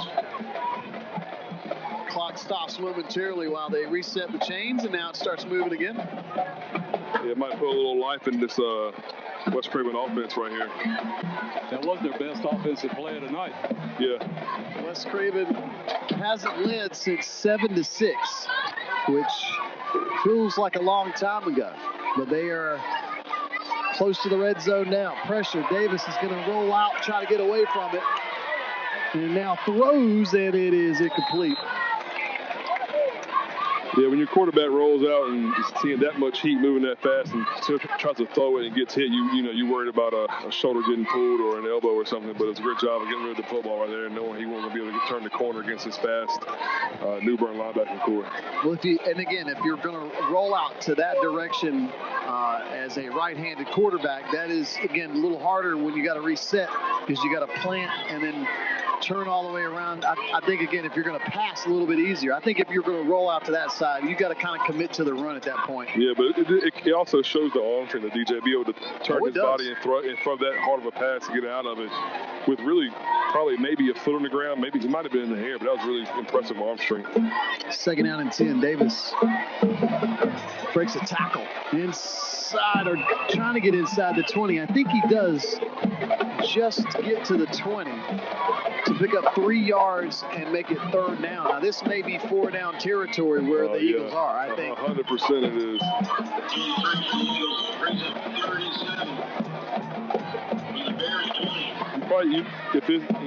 If I'm thinking like an offensive coach, I'm probably going to give them a hard count here, see where they're in, see where the blitz is coming from, and maybe adjust my play from there. Look for the hard count from Coach Twitchell right here. Clock stopped at 3:52 after Davis went out of bounds, of course. Now trips formation to the far side, but he's going to throw to the near side. He's got a man that's completely lead inside the 10 to the 7-yard line, and that'll be an Eagle first down and goal. Yeah, that's something like I said I thought about on my show this week that West Craven does really well is these choice routes, push it vertical if he's above me, put my foot in the ground, well-timed throw and catch by DJ Davis and the receiver right there. Look for New Bern to bring a lot of pressure up in the middle or off the edge to really try to cause chaos up in here. Clock at 3:34 and moving. Handoff and a short gain. This time it was a loss of 2. Yeah. I believe Dixon was the ball carrier on that play. Yeah, it looks like they tried to run a little GT counter and couldn't get the backside shield, so he ran down from the back. Sometimes down here in the red zone, it's better to stretch the field horizontally than it because you can't stretch it so far vertically. Clock now under 3 minutes to go before halftime at Jordan Stadium. The sun is set. The lights are fully on. A packed house. And so far, it's been a heck of a game. Davis in a shotgun formation. 2 wide receivers on each side of the set and an H-back. And a pass is batted down and intercepted. And that was just a fluke play for Davis, and a flag is going to come up at the end of this. And I don't know who the personal foul is going to be on, but could have been some celebrating, could have been some mouthing, could have been some extra. It looks like one of the New Bern kids threw somebody down. Yeah, after the play. And that's a huge defensive play for the Bears. Again, Davis just had the pass batted and just fell right into the hand of the New Bern defender. I mean, he's not going to get an easier interception than that. Yeah. But he was right there at the right place at the right time. And so Camden Sampson, of course, his brother, if you guys don't know, plays for Florida State University, KJ Sampson. Yeah, I lived through that nightmare as a coach with KJ Sampson and that New Bern defense. But Camden was just at the right place at the right time there. But the penalty is going to put the Bears at the 7-yard line. If you're West Craven here, you're going to want to put some pressure and see if you can't get a tackle for loss here. 2:44 to go. Handoff. Magwood breaking some tackles and has the first down past the 20-yard line to about the 24. Yeah, good hard run by number 1 right there. Just, again, right in that A or B gap area and really testing the inside of this West Craven defensive front. Clock stops momentarily while they reset the sticks and low snap. But McCormick's got it. It's complete to Copeland. who sat in the right spot in the zone and just waited, and throw was there, and it picks up a couple of yards. It'll bring up a 2nd down and 5. Yeah, you can't give up what you're trying to protect the end zone, protect the sticks at the end of the half, and give a little bit of cushion, just find the zone and sit down. We call that a long handoff, and it's frustrating. Magwood gets the handoff, breaks one tackle, and he's going to get brought down after a pickup of 2. Yeah, it looked like Landon McCarty just kind of dropped his eyes right there at the point of contact, and he's probably not happy with that. But good job of rallying to the football, and not letting that go for more than what it could have been. Clock is under 2 minutes now, 1:47. 3rd and short. McCormick, they're looking to throw. He's hit as he throws the football, and it is knocked down, but still had a chance. But looking to see if we've got any flags, as McCormick did end up on the ground, but he might have been trying to sell it a little bit. Yeah, I mean, like I said, I think that's why you haven't seen so many downfield shots, is because you got to hold the ball a little bit more, and I haven't seen this New Bern offensive line really protect them for longer than a couple of seconds.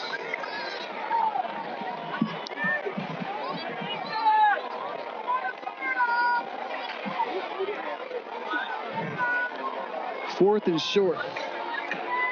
And the Bears are going to go for it on 4th down, and they almost were caught, and that would have been awful. But, boy, the Bears dodged a bullet there, because McCormick was actually had a West Craven defender wrap him up behind the line of scrimmage, but he used his athleticism and escaped it and was able to move the chains. That would have probably been the worst-case scenario for New Bern there. Yeah, it looked like Ben Dennison just lost his grip on the quarterback a little bit right there, because he is a little slippery, and he's got to come back and wrap up and run his feet right there. Pressure on McCormick. He throws it, and it's complete as Taylor got behind the defender. The defender was looking for that interception instead of covering the receiver, I think, a little bit there. Tried to make a play on the ball, and Taylor was in good position behind the defender. Yeah, that's number 2, Monkey Wilson. Which you got to understand, you got to play the football from the receiver's hip down, and looks like he cut that route a little too soon and just put it right over his head, misjudged the ball in the air. So you got to play the route from the receiver's hip down. That's just a mistake by Monkey Wilson right there to put New Bern in scoring position right here, 1 minute ago. Yeah, Taylor doesn't fall down. That could have been a scoring play. So West Craven was fortunate in that situation to be able to have the receiver fall down. Now they're going to get a penalty, will the Bears, and that'll put them back 5 more yards. But the worst thing for West Craven right now, guys, is if New Bern can find a way to put some points on the board after it looked like maybe worst-case scenario we were going to run out the clock and it was going to be a 6-point lead at halftime. Quick pass to Brimmer, and he's going to get stopped just shy of the 20-yard line, about the 22. Yeah, I don't know how many timeouts New Bern has, but the clock's moving, and they don't seem to be in too much of a hurry. So, I think they feel like with the quarterback's arm, they could probably take a shot any point in time they want to. And, it's tricky right here. You can't get too much space, but you also can't play too close and let these athletic receivers run behind you. So, it's a spot I've been in many times. It's not a comfortable one. 32 seconds. Man in motion is Brenner. Screenplay. It is a swing pass and breaking 2 tackles in 3 and still spinning and on his feet. And he's going to turn upfield, and my goodness, West Craven looked as if they had a loss on the play and then another loss, perhaps a short gain, and just the determination of the Bear player there was able to make something out of nothing. But now we're going to get a timeout and a 2nd down and about 7 with 20 seconds to go here. Yeah, what you're telling your guys right here is, hey, look, man, like if you don't want to watch somebody else make the play. That's what happened. Like, they thought Emmanuel Miller had us, so everybody slowed up and took the foot off the gas, and he broke that when somebody else grabbed him, and they took the foot off the gas again. You have to constantly pursue the football as a defensive team, and that's something that West Craven normally does really well. They just didn't do it right there. So timeout on the field, and both teams going to talk about it. But I want to say hello to everybody listening wherever you are listening. If you're locally listening on 107.5 or FM or 1490 AM or 252foxsports.com or the TuneIn radio app, or maybe your Alexa device. Thank you so much for joining us, and I hope you're having a fantastic Friday evening. 20-14 is our score. New Bern leads. 20 seconds to go. Quick screen pass to Brimmer. Has some room. And flag on the play. Primer is going to be just shy of the goal line, but we'll see what this flag is. And it was in the secondary. So I guess it could go either way, but there are two New Bern players just standing at the 30, which gives me the impression they think it's on them. Is this another flag back at the 30? I think that's a towel that came up. That is a towel. Before, Thank you. No, that is a penalty. And so... And that's what you get with those screens is you might get a good play, but you also get linemen who aren't as athletic as the linebackers and DBs are trying to block. So one move and a lineman leans into it, it's a block in the back. So that's the bad part of a screen. The other good part of it is you use the aggressive defensive line against them, and it's really hard for linemen to block athletes like that in space without committing the penalty. I think Terrence Saxby wants to talk a little bit about this 11.1 seconds remaining. And I feel like that's his fifth timeout. It does feel like that. I do want to say, if time's permitting, we are scheduled to send you to NFL football once we wrap up here at Jordan Stadium. It's off to Brazil, where the Kansas City Chiefs and Los Angeles Chargers are playing in the second of, if I'm doing my math right, 272 regular season NFL games that got started last night with Spitgate. Because we call every scandal must add the word gate to it. Yeah. 11. I didn't name it, by the way. That's just what everybody else is calling it. 11.1 seconds remaining. But tonight, if we have time, we will send you to that game. But right now, our focus is at Jordan Stadium. 11.1 seconds. McCormick gets the snap, throws it into the end zone, and it's knocked down by Jeremiah Lee, I believe. Nope, I believe, actually. Let me give the credit where it's due. Yeah, you could also get a pass interference by the offense because he went up in. It's Jeremiah Knight that deserves that credit. That was a nice play defensively. Yeah, I mean, it probably would have been an interception, but it looked like the receiver pulled the quarter down on his way down, just trying to play DB right there, and then you could have thrown an offensive interference flag right there. Yeah. Don't you think, as a defensive guy? It's always offensive. Because if the offensive guy gets treated like that, it should be fair. 5.4 seconds. The Bears will get one more play. McCormick, pressure, going to roll away from it. Now McCormick looks to throw and into the end zone, but out of the back of the end zone, and it's incomplete. And that is the end of our first half. 20-14 is our score. My goodness, we got quite a game going. Don't you go anywhere. We have more football to come here on Friday Night Football on 252 Fox Sports Radio 107.5 FM. Jimmy L. Morris and Sons Advanced Bureau, a proud supporter of West Craven Athletics, is building strong foundations for your grading and paving needs. Grading services are designed to provide a stable and level foundation for your construction projects, enhancing drainage, preventing erosion, and preparing your land for successful development. Jimmy L. Morris and Sons offers paving services that combine durability, functionality, and aesthetic appeal. Call 252-670-6749, and let's lay the groundwork for success together. At Bowden Car Furniture, we're proud to support our local teams and wish you the best this season. As Eastern Carolina's largest authorized Lazy Boy dealer, we have a huge selection of genuine Lazy Boy recliners, sofas, sleeper sofas, sectionals, and more. Plus, beautiful row furniture. Custom order or take home today. Visit us in Havelock or online at bowdenandcarfurniture.com. Best of luck to all our local teams from Bowden and Car Furniture. The goal of Atlantic Logging is to offer each of our customers a professional logging operation and top dollar for their timber. In short, you should have a peace of mind knowing that your timberland is contracted to be harvested with an extraordinary, well-trained, experienced, and dedicated logging company to get the job done in a time-efficient manner with precision and professionalism.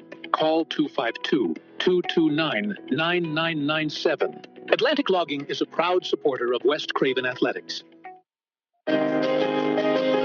Our experience, dedication to excellence, and project site cooperation set Bern Glass apart from other glazing contractors. In business since 1989, Bern Glass strives to provide a professional and pleasurable experience throughout the construction process. We invite you to visit our commercial gallery for an overview of our completed projects. The homeowner is the sole focus of our residential division. Through extensive conversation and planning sessions, we come to understand the look and feel a homeowner's desires.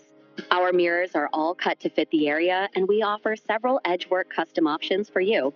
Our shower enclosures are all custom designed and fabricated to fit each application. There are numerous glass and metal surrounds for the shower of your dreams. As a finishing touch, we offer a wide variety of bath accessories. Call 252-637-4996 for Bern Glass, a proud supporter of West Craven Athletics. Have you had a review of your insurance policies recently? Hi, I'm Jim Robinson with Robinson & Stith Insurance. At Robinson & Stith Insurance, we understand the hard work that goes into securing your assets. Whether it is your home, car, business, or boat, you need insurance to protect your hard work. Robinson & Stith Insurance has been serving Eastern North Carolina's insurance needs since 1905. We believe it is not just the policy that serves you, but also the people. Our no voicemail policy means that whenever you call our office, you will speak to a live person who will be happy to help you. Our dedicated team of professionals is here to help and will be happy to provide no obligation reviews of your insurance coverages. Stop by and see us at 513 Pollock Street. Give us a call at 633-1174, 633-1174. Robinson & Stith Insurance. Complete insurance since 1905. We want to earn your business.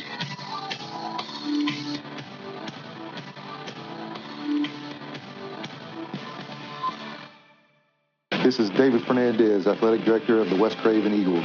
Your home for West Craven Sports is 252 Fox Sports Radio, 107.5 FM.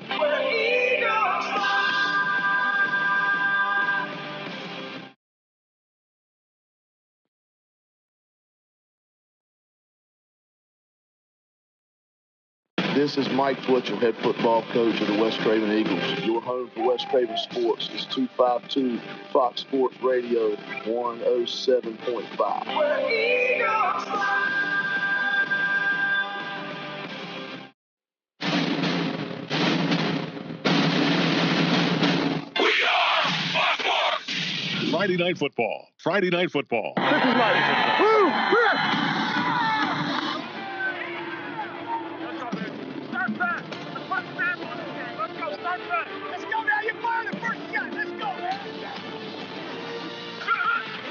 This is Friday Night Football. Halftime score from Jordan Stadium, 20-14. New Bern leads West Craven. We're welcoming you to 252 Fox Sports coverage of Friday Night Football, Week 3. I'm Mark Penicelli. Alongside me, I have Bud Vincent. And Bud, I got to tell you, that first half was pretty exciting. We had a couple of huge special teams returns for the Eagles that kept them in it. Where early, they struggled, I think, a little bit to get something established offensively and defensively. What they like, what they don't like, they're going to try to figure out this blitz and some audibles or some checks off of when they see an edge blitz or a middle blitz or whatever. Usually it's some sort of tightening receiver down, and it's hard to play man-to-man with a receiver running across the field. So it's like I would expect some sort of tightening formation and throw with the linebackers just left. But defensively, you got to be excited for the bend but don't break defense right here in the last 3 or 4 drives. New Bern they drove the ball a little bit, had some penalties, shot themselves in the foot, drove the ball a little bit, had some penalties, but nonetheless, West Craven didn't break when it come crunch time. Yeah, New Bern scored on their first 3 offensive possessions. They missed the first extra point. They added a 2-point conversion on that second touchdown and then missed the third. And I mentioned West Craven's only scores have been on the special team side. But as the second quarter got going a little bit more, you saw, I think, again, West Craven's defense make those adjustments. And again, as you were talking about, didn't break, didn't allow New Bern to score any more points. And again, you started to see a little bit of that offense as well. I think the heartbreaking part for West Craven is they were driving the football down the field and had an opportunity to score towards the end of the first half. And again, that turnover, that batted ball that was intercepted by Sampson really turned to be a big play because it looked as if West Craven was about to score. Yeah, it's really tough to score with a team that plays man and blitzes down there on the goal line and inside the red zone, especially inside the 10. It's why a lot of teams do it. You see a lot of teams, no matter what the league is, they get inside the the 15, 10-yard line. They're going to tighten the box up, play a little man coverage, and make you beat them horizontally, which is a whole lot harder to do than it is vertically. So look for West Craven to have a little bit of an answer. Like I said, it's hard as a defense, especially a corner or a safety, to play man-to-man all night, run all night, and then once you get them running and moving and breathing a little heavy, you take a shot. Now you've got to be in shape, run, and play the football, which is where the negative side of playing man all night long, that's where it is. I do have a score update outside of Jordan Stadium. Across the other end of the county, Tarboro now leads Havelock 14-0. There's 8 minutes to go in the third quarter. Tarboro just drove down the field. And this was from Trevor Donnell, the voice of the Rams, at will against Havelock, which is hard to believe with that defensive line. But again, this is Tarboro, which is a juggernaut of a football program. Yeah, I don't care what classification you are. Tarboro's hard to line up to and even more harder to stop. I watched them scrimmage G.H. Conley this summer, and it was a physical game. And, Conley, I think Conley got the best of him in that scrimmage. But, again, Conley's a whole lot bigger school. Conley was able to do some things that Tarboro isn't used to doing, like covering receivers downfield. And with this Havelock offense being way less spread, more power football, 2 and 3 back, I'm not going to say mirror images of each other, but they're very similar in how they run the football, get downhill. So I think Havelock has more guys going both ways than they normally do. So that's might be why you see Tarboro kind of drive the ball at will later on as the game goes on. Because that's a lot to play against a team like that where you're constantly getting hit and leaned on and hit and leaned on. And eventually, I don't care who you are, you're going to have to take a play off or sub or catch them with a backup or 2 in. That's when the play pops. Let's see if I can find some other scores from around our area. I know West Craven, Aiden Griffin and Wilson Fike are 14 at the half. My dad just sent me that one. And I'm ready to go. Chop looked out for me here. Okay, yep. I got Kinston leading North Lenore. Is that Swamp Grass, I believe?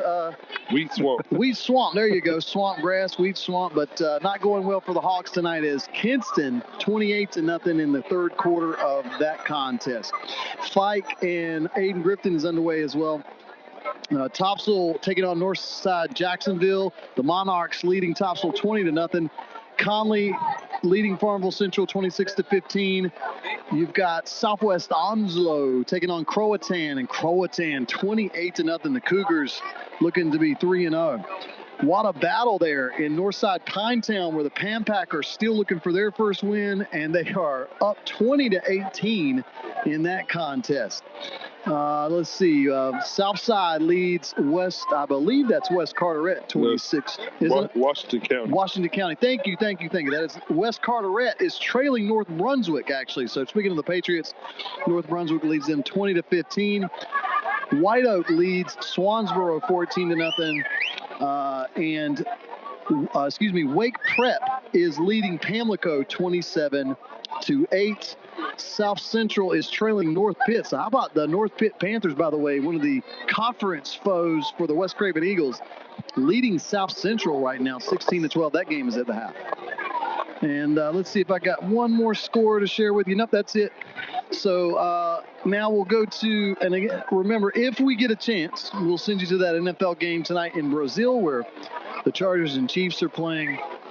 Again, time permitting, if it's still going on. But right now, to give you some updates from those contests, and maybe, let's see, it is currently 7-0. The Chargers are leading that game. It's just underway, though. 6 minutes to go in the first quarter of that contest. By the way, that game is only available on YouTube. So if you're searching for that on some sort of television channel, it's on YouTube. So there you go. So we're going to take a break, 3:55. It looks like on our halftime clock, but on our halftime scoreboard, it is West Craven trailing New Bern 20-14. And you're listening to Friday Night Football on 252 Fox Sports Radio 107.5 FM. In Vanceboro, a proud supporter of West Craven Athletics, is building strong foundations for your grading and paving needs. Grading services are designed to provide a stable and level foundation for your construction projects, enhancing drainage, preventing erosion, and preparing your land for successful development. Ginny L. Morris and Sons offers paving services that combine durability, functionality, and aesthetic appeal. Call 252-670-6749 and let's lay the groundwork for success together.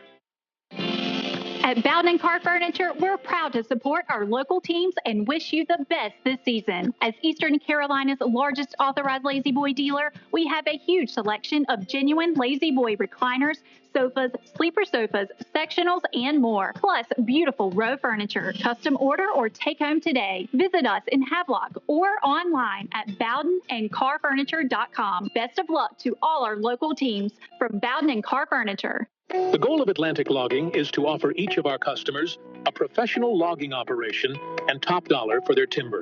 In short, you should have a peace of mind knowing that your timberland is contracted to be harvested with an extraordinary, well-trained, experienced, and dedicated logging company to get the job done in a time-efficient manner with precision and professionalism. Call 252-229-9997. Atlantic Logging is a proud supporter of West Craven Athletics. Our experience, dedication to excellence, and project site cooperation set Bern Glass apart from other glazing contractors. In business since 1989, Bern Glass strives to provide a professional and pleasurable experience throughout the construction process. We invite you to visit our commercial gallery for an overview of our completed projects. The homeowner is the sole focus of our residential division. Through extensive conversation and planning sessions, we come to understand the look and feel a homeowner's desires. Our mirrors are all cut to fit the area, and we offer several edgework custom options for you. Our shower enclosures are all custom designed and fabricated to fit each application. There are numerous glass and metal surrounds for the shower of your dreams. As a finishing touch, we offer a wide variety of bath accessories. Call 252-637-4996 for Bern Glass, a proud supporter of West Craven Athletics. Have you had a review of your insurance policies recently? Hi, I'm Jim Robinson with Robinson & Stith Insurance. At Robinson & Stith Insurance, we understand the hard work that goes into securing your assets. Whether it is your home, car, business, or boat, you need insurance to protect your hard work. Robinson & Stith Insurance has been serving Eastern North Carolina's insurance needs since 1905. We believe it is not just the policy that serves you, but also the people. Our no voicemail policy means that whenever you call our office, you will speak to a live person who will be happy to help you. Our dedicated team of professionals is here to help and will be happy to provide no obligation reviews of your insurance coverages. Stop by and see us at 513 Pollock Street. Give us a call at 633-1174, 633-1174. Robinson & Stith Insurance, complete insurance since 1905. We want to earn your business.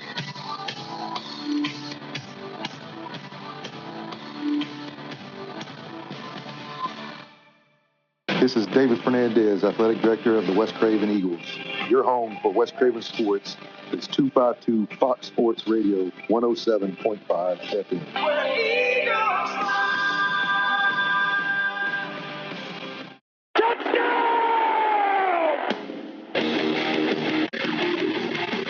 Friday Night Football on 252 Radio is brought to you by all these great sponsors. Robinson & Stith Insurance, Bowden and Car Furniture, Jimmy L. Morris and Sons Contractors, Atlantic Logging, and Bern Glass.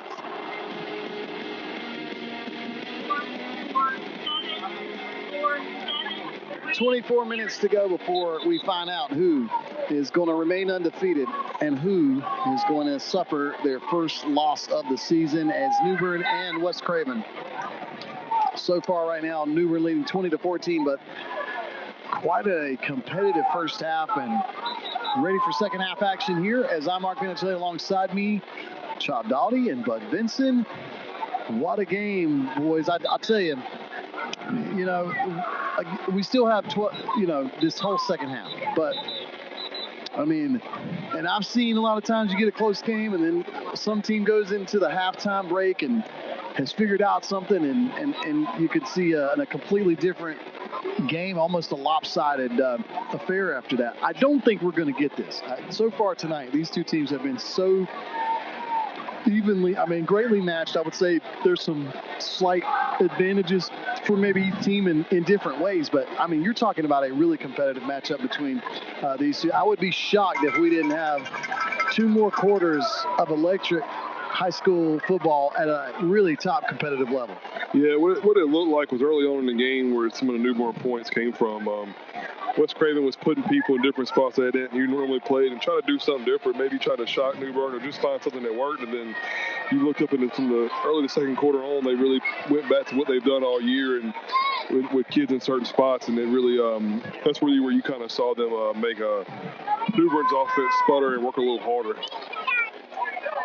I hope West Craven's made some adjustments, though, because I feel like there was way too many points taken off the board because of penalties on Newbern. If those points had counted, this would be a completely different score. Yeah, and that's the side of it. As a defensive coach and somebody I'm looking at, I'm like, yeah, well, the penalties are coming because West Craven D line is I ain't gonna say unblockable, but they're really hard to block one-on-one, and that's just it's like when years ago when I was at South Central, we beat Conley in this conference championship. They Conley threw 3 interceptions, and the offensive guy's like, well, we threw 3 interceptions. I was like, no, we picked you off 3 times. Yeah. For me, there's a difference, and that's kind of the same thing with West Craven's D line is. If you've seen when they haven't held them, at least 2 of them, and not 3, are in the backfield in the quarterback's face. So, both these staffs, have been around for a long time. So look for both of them to really make an adjustment, and I'm excited to see what it is. If you're just tuning in, I'll reset everything from the beginning. And again, welcome however you're listening on 107.5 FM or 1490 AM or 252foxsports.com, tunein.com, the TuneIn radio app, which is absolutely free. Or if you have an Alexa device, just simply ask Alexa to play WWNB. You can also find 252 Fox Sports on Facebook, Friday Night Football on Facebook. And if you find them there, you'll also find a YouTube link to the game as well. That'll be available tomorrow morning. West Craven gets the ball to start the second half, and a short pooch kick going to be picked up at about the 30-yard line. And a return out to about the 37-yard line. West Craven's wearing white helmets tonight, and, of course, red jerseys, blue numerals, white trim, those blue pants. And if you're an old-school West Craven Eagle, that is the original home look. So aside from the helmets, that is the classic look, if you will. Bears tonight in black pants, white jerseys, red numerals with black trim, and, of course, those black helmets. The Eagles are moving from left to right on your radio dials or your web browsers, and they are starting the second half at their own 38-yard line and trailing 20-14. A little confusion as far as who's supposed to be a running back, who's a receiver. Looks like they got it all worked out, but you got to keep an eye on the play clock here. Davis handoff to Napoli, I believe, is the ball carrier, and he'll get a yard maybe, right up the middle. And again, Newbern on a B-gap blitz right there. They kind of ran right into it. Looks like the D-line's not getting any penetration, but they're able to fall off once the ball was put up inside those blitzers. The D-line's able to get their hands off and get onto the ball carrier for a minimum gain. Actually gets a little more than I thought. They're going to give him about 2 yards there. 2nd and 8. Ball spotted at the 40-yard line. Jeremiah Lee lines up on the right side of the formation. And there are, I believe, a pair of receivers on the far side. Davis is looking in that direction, and he's got a man who adjusts his route and makes a catch inside the 30, inside the 20, and still on his feet at the 10, at the 5, and a touchdown. West Craven Eagles. Yeah, West Craven, the running back, did a really good job picking up that blitz right there. It looks like West Craven was in max protection with 2 backs in the backfield blocking a 2-man route. And again, those choice routes, push the vertical or stop it, come back, is a really good back shoulder throw by DJ Davis. And an even better adjustment by the receiver right there. And Caldick got to make one miss and get to the end zone. 10:59, and the Bears and Eagles are tied will wait for the extra point to see if the Eagles can take the lead back for the first time since 7-6. The kick is up, and it is good. And, yep, the Eagles are back on top. Good time to take a break. Let's do that now. 21-20. Don't go anywhere. This is Friday Night Football.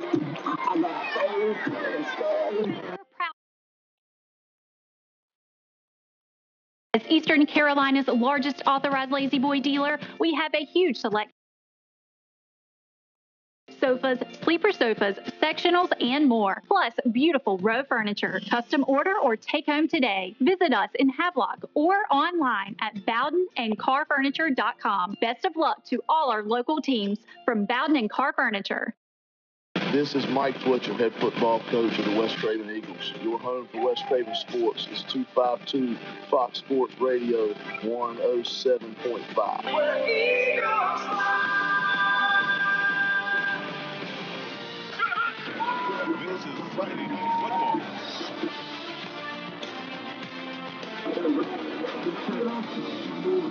Eagles on top, 21-20. We're just a minute and 1 second into the second half, and Let's go, Eagles! I feel like that's how West Craven needed to set that tone out of the locker room.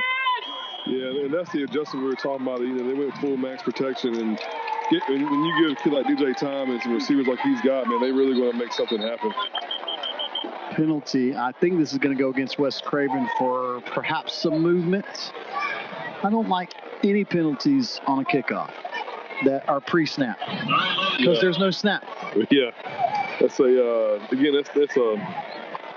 that has to be, you know, I'm sure it is practice, the timing of it. You know, that's why they have in the bigger leagues special team coaches and people who just play special teams. So it's a very fine-tuned art is the kickoff. So after the penalty, the ball will be spotted at the 35-yard line, and the Eagles will try it again.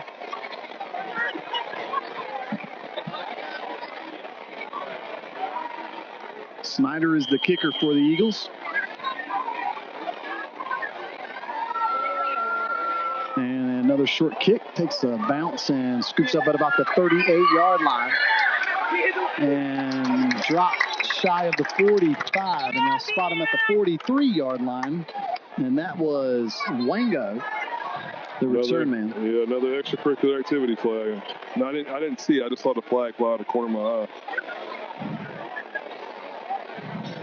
Emotions, again, you're going to expect them to get a little high on a rivalry night. And I believe it is a personal foul against the Eagles. Double, both. It is actually on both teams, and so it means nothing happens. But I think that's the first for West Craven. Yeah. So that that's a sign of a team who listens to their coach and well-coached team right there for their first one.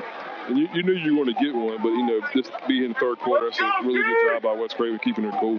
Well, the officials have already had a little stop and let's talk about everybody getting up in their feelings meeting. But we're going to get whistles on this play as well. But I think this is a motion penalty against the Bears, but I don't know. I don't want to assume anything. It might have been too many men on the field. Yes. I saw a kid from West Craven running off. It was actually a timeout. So before the penalty could get, they actually were going to call it until the timeout, I believe. Yeah. Great recognition right there by the defensive coaches to get that timeout call. When they probably the box guy, Justin Morse up there being quick-witted as he is, probably screaming top of his lungs, "You've got 12, you've got 12, you've got 12." I think you could probably hear him screaming that. But the timeout, again, the only bad part about that is if you need that timeout later. Yeah, in a game like this, yeah. The game being close, and if you can't be able to stop the clock when it's crunch time, that could be big. But right now, 21-20, West Craven is on top, 10:52 to go. New Bern has it 1st and 10 at the 43-yard line, their own 43-yard line. McCormick has 3 wide receivers to the far side. He's going to hand it off up the middle, and why change? They've had so much success in Magwood inside Eagle territory, inside the 45 and all the way to the 41-yard line. And if it ain't broke, don't fix it. Yeah, this left side of this New Bern offensive line got a really good double team and gave the running back a really good cutback lane that was wide open. And he put his foot in the ground and hit it. And that's why he was untouched going through the line. 10:41, clock moving, 1st and 10. McCormick gets away from pressure, breaks 1 tackle, 2 tackles, and he's tripped up right at the line of scrimmage, but he's going to fall forward inside the 40 to about the 37-yard line. That was great effort by number 4, Ben Dennison. He was a little bit out of position right there, but a high-effort kid and a high-effort player there was able to make that tackle before he got too far downfield. It was a great play by number 4. 10-12 to go. Magwood is the tailback. 3 wide receivers line up here on the near side by the Bears. Brimmer, Copeland, and Wango. They'll hand it off. Right up the middle is Magwood, and he's going to get a couple of yards to about the 35-yard line, but it'll bring up a 3rd down, and we'll say 5. Yeah, well-timed blitz right there by number 4, Ben Dennison. He got in that B gap and looked really good, been in the corner, chasing the play down from behind. It's really hard when you blitz backside of a run play to bend the corner right there and run that play down from behind. Very good job. 9:32 to go. McCormick will hand it off, but there was a little bit of trouble with the handoff, and the running back's just going to fall forward just after securing the football, and it's going to be a loss on the play. On that one. Yeah, I think you're going to see Coach Saxon go for it right here. I think he has enough confidence in his quarterback and running back to go for it. 4th down, and you're right. It's on this side of the 50-yard line. Clock moving at 9:06 to go, and McCormick will line up in that shotgun formation. Look at both sides of the set. It's a low snap. He's going to have to pick it up and try to improvise it. He cannot do it. The Eagles are going to get a turnover on downs. Another blitz by number 4, Ben Dennison. He got back there and stay with the play. You know, sometimes when a quarterback bobbles a snap and you're blitzing, you can overrun that play. But a great job coming to balance and falling back inside and making that play by number 4 right there. The Eagles defense will give the ball back to the offense, and we'll see if they can continue the momentum swing. So far since we started this second half, it has been a very West Craven energy-filled first few minutes here so far. 3 minutes and 4 seconds have ticked off the actual game clock. And the Bears now face the Eagles 1st and 10 at their own 40. Handoff. Or did Davis just keep it himself? I think he might have, yeah. And he's going to pick up 5 yards. And, that was a tough run by DJ Davis right there. And he's, again, dual threat quarterback, goes without saying, because he can make play after play, not only running the football, but throwing the football. Yeah, he showed off his arm talent a couple times tonight, throwing on the run, although it was incomplete, good strong throw, and then that back shoulder throw, that last touchdown was a really well-placed ball. 8:14 and clock moving. Ball spotted at the 45-yard line of the Eagles here on 2nd down. Davis gets the snap, drops back, looking to throw deep. He's looking for Lee, and overthrown in off the hands of a New Bern Bear defender. Got fortunate on that one. Yeah, that's a tough play when they're playing man coverage and you got a safety like that who can cover that much grass. He's kind of sitting down here close to this hash and reading the quarterback's shoulders and eyes, and the quarterback never looked him off. He stared at his target the whole way. So that safety and this too high safety look was able to get over the top of it. And that's a really hard throw when they got the receiver trapped down here with a man under and a man over. Torian Staten was the New Bern defender. And hold on, we're going to get an official's timeout as I think one of the Bears lost his mouthpiece. Yeah, that's what it looked like. Man, there's nothing like putting a grassy mouthpiece in, you know. Gotta love that. 7:53 to go. Get that fiber. That would be Amari Reddick with the mouthpiece, who plays defensive end for the Bears. 3rd and 5. Davis. And hands it off to the running back who runs into the back of his blocker. And unless you're just running behind that blocker, that's never a good thing. And it kind of forced him to change positions, and there was nowhere to go once he did to bring up a 4th down. Yeah, that middle got blown up a little bit. They had number 6 sitting there, athletic kid on the edge, was able to fall inside or outside if he needed to, and really nowhere to go for the running back right there. Yeah, I was going to say, if you run up the back of your blocker and he's going forward, that's okay. You can almost piggyback, follow him. But if he turns into a brick wall, well, then we got nowhere to go. And that's what happened there. So 4th down, I'm going to bring on the punt team now. 7-11 to go. Yeah, you want to get a good punt here like you had last time and kind of flip this, trying to flip this field position right here.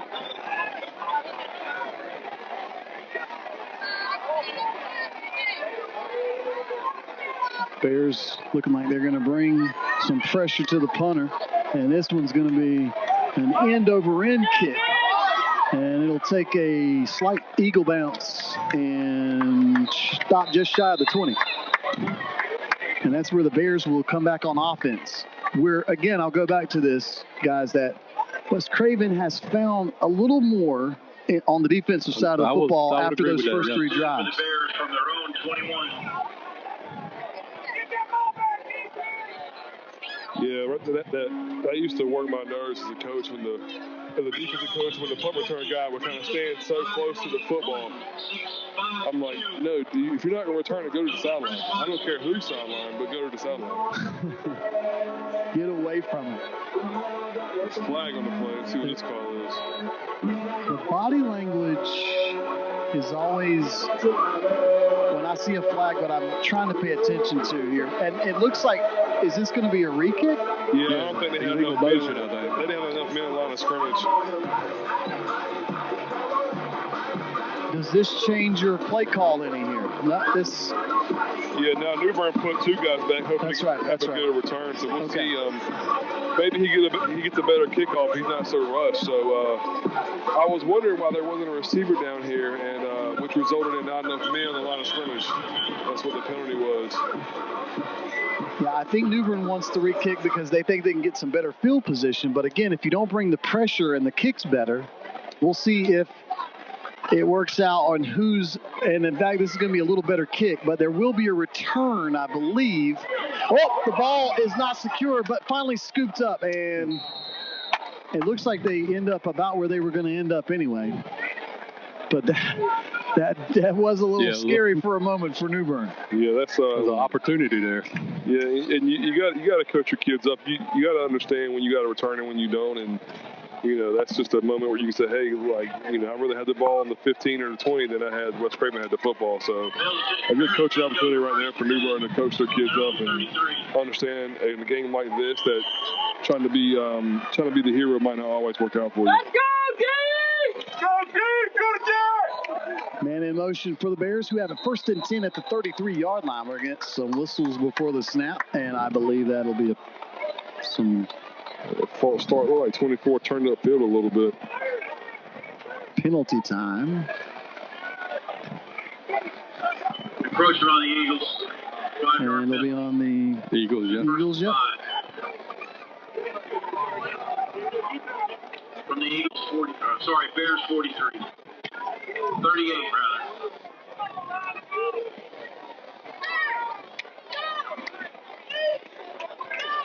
So after the penalty, 1st and 5, McCormick hands it off to Magwood. Has some room. Breaks 1 tackle, 2 tackles, inside Eagle territory, and still on his feet, finally brought down at the 41-yard line. He tried to pop back up as if he didn't fall down, but the referees said that's where it stopped. But again, Magwood's, his yak, as they say, the yards after contact tonight is unbelievable. He's really done a lot after the initial hit. Yeah, he's strong runner, has pretty good balance.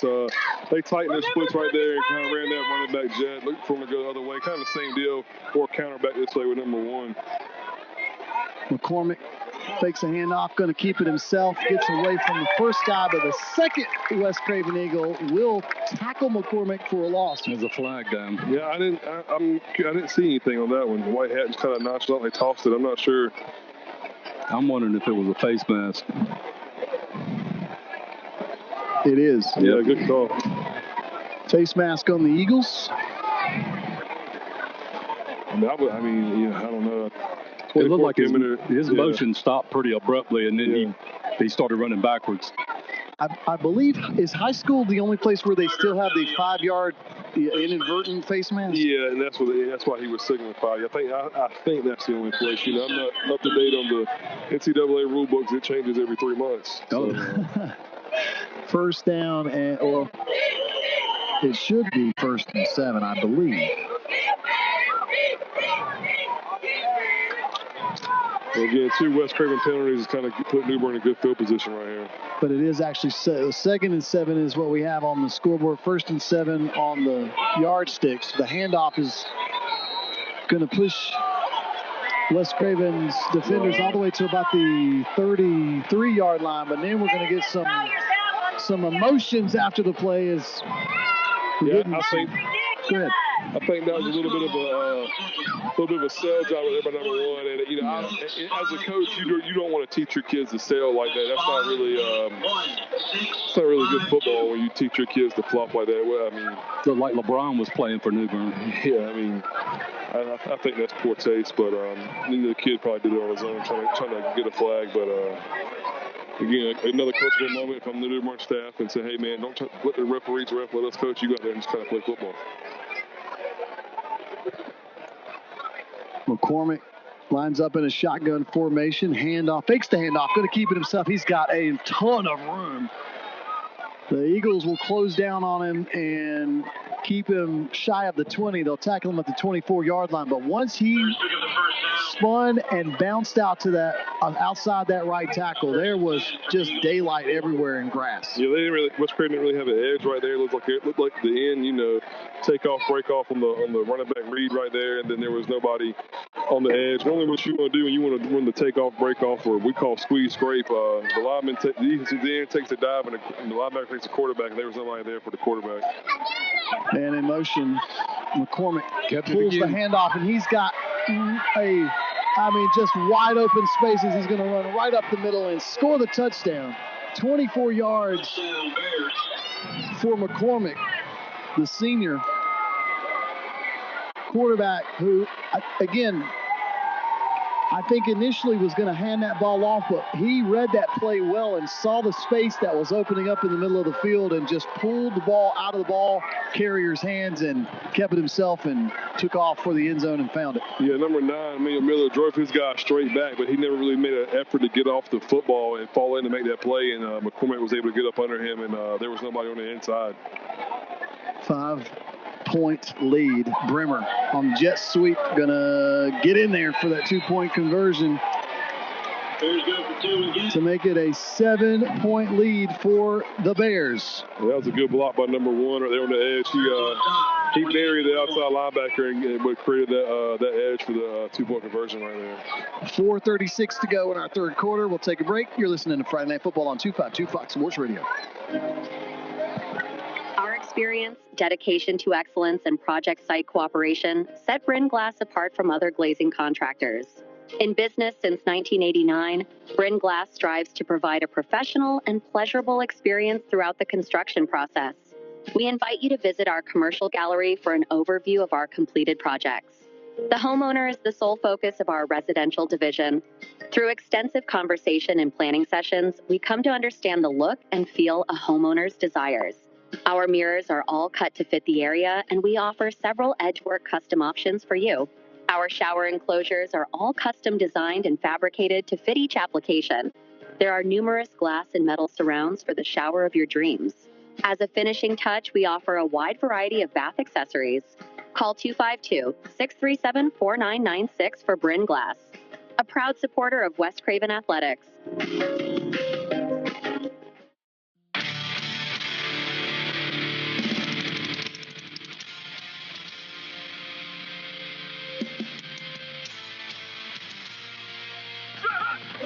This This is Friday Night Football. 28-21 is our score from Jordan Stadium in Vanceboro. Bears lead the Eagles. 4:36 to go in our third quarter. Eagles receive. After the penalty, though, the Bears are going to kick it from what appears to be the West Craven 45-yard line. I'm Mark Penicelli, Bud Vincent, Chop Doughty. Packed house here tonight. Yeah, I think there's an unsportsmanlike penalty at the end of that last two-point conversion, and which gave New Bern a 15-yard advantage on the kickoff. Lewis with the pooch, or squib kick, I should say. And one of the up men took it for a modest gain, and that's where the Eagles will take over, I believe, at the 28-yard line. Trailing now by 7. This game's had a little bit of back and forth, for sure. And I think there was a lot of expectation from all of us that this could be a really competitive game between these two teams. And so far tonight, we've had just that. Yeah, which is a good sign for your West Craven, because a school the size of New Bern, there's a lot of kids to pick from right there in that school. So this, hanging as tough as they are, my coach likes to say the hard way. Pass incomplete as the Eagles trying to get something going, but there was some pressure that I think disrupted the pass. Yeah, it's a good arm adjustment to even get the ball out of his hand and give his receiver a chance right there.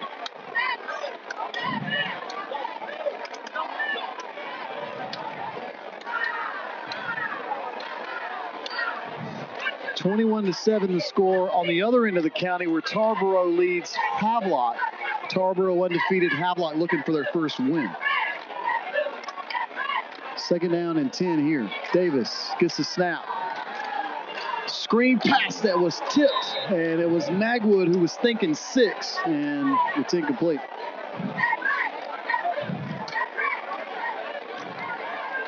So West Craven now facing a 3rd and long, and really need to stay on the field. New Bern kind of sees back a little bit of that momentum after scoring on that last drive, and I think if you're West Craven here, at the very least, you want to keep the possession a little bit more and not give it back to the Bears. Yeah, looking at New Bern's defense, they got their quarterback and their running back, number one on the field playing defense. We'll see how that helps or hurts them moving forward with their offense. Davis pulls the handoff out of the running back's chest, and it's going to pick up a couple, but he's going to be well shy of the first down. And this will bring on the punt team. I think he was just thinking the running back wasn't going to get much, and maybe he could get more. And just looking at it, I don't know. I think they were going to get about the same either way, but it's a little too far into Eagle territory to be going for 4th. So yeah, especially when you're not really having too much going right now on offense. So New Bern will send a return man, and he will line up at about the 27-yard line. Punter for the Eagles will get this one off, a wobbly kick that drops at about the 38, and the Eagles will get a nice roll at the end of that, and it'll stop abruptly at the 28-yard line. Kayshawn Taylor was the nearest New Bern Bear. I think Bremer was also close. Dennison was the Eagle that downed him.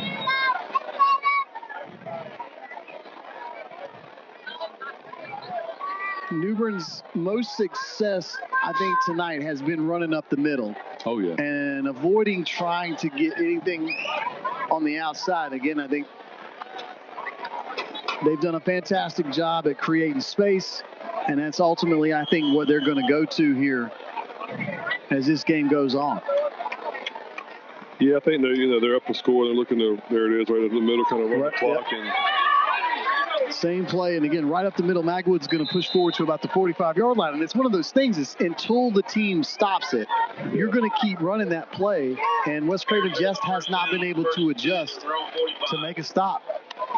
Yeah, he's doing a good job getting up underneath that defensive line, who's kind of they're moving. The defensive line is moving bodies backwards, but he's able to get up under there, and they're not able to get off and make the tackles. So it kind of leaves your linebackers having to make open field tackles. And number one's pretty hard to take down in the open field.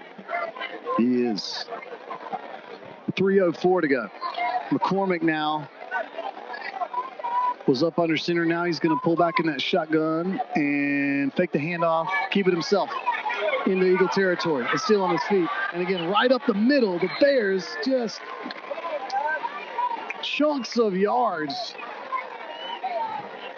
Yeah, it looks like they ran 25 yards, on that play. Yeah, it looks like they ran a little midline. Looks like, Emmanuel Miller, they can't block him, so I think they're trying to read him right there. And, if he goes to running back, quarterback's going to pull it. If he stays inside for the quarterback, gets to the running back. So a good adjustment right there. And reading number 9. There it goes again. This time McCormick's going to get sacked by Miller, who was standing there and waiting, and McCormick could not get away. Emmanuel Miller. Yeah, just like with any other replay, the faster he is, the quicker he gets back there, the clouder that read gets. So a good job of getting back to the quarterback. If they're going to read you, go ahead and get back there and make it hard to read and cause a little chaos, which you did right there. It resulted in a 5-yard loss. 2:13, clock moving. After the loss, after the sack, McCormick. Pressure on him again. He's hit as he's thrown, but he completes it, and it's Copeland. That is Copeland.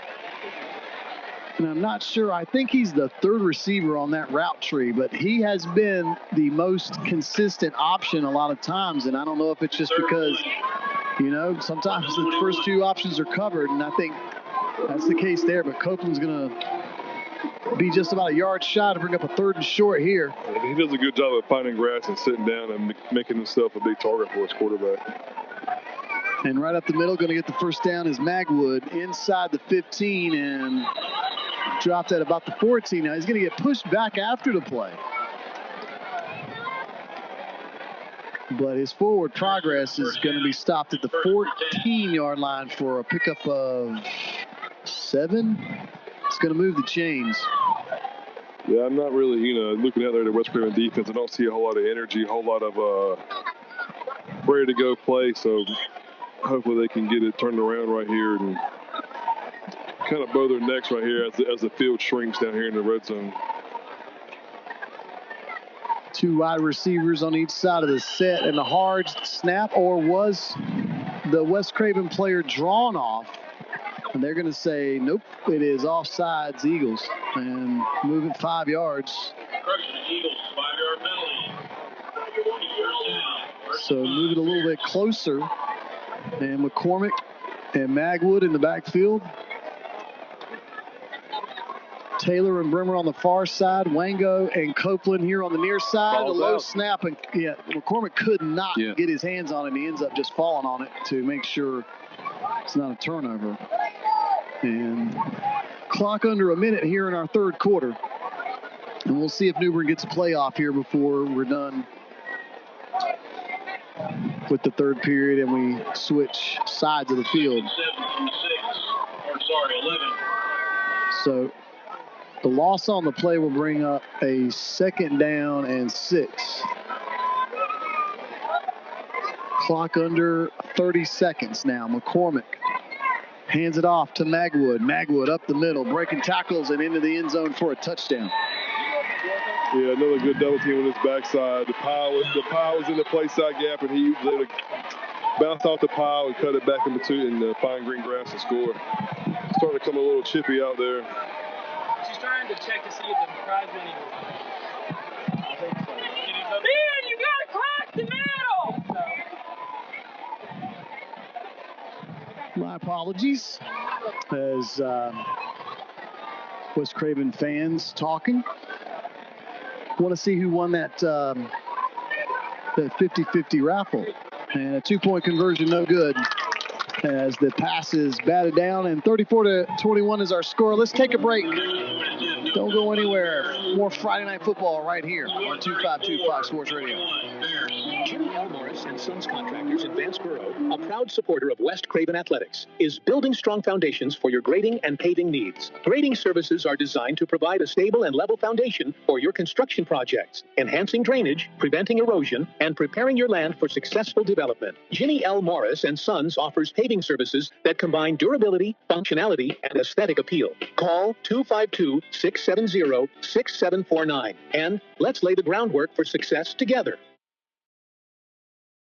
This is Mike Twitchell, head football coach of the West Craven Eagles. Your home for West Craven Sports is 252 Fox Sports Radio 107.5. This is Friday Night Football.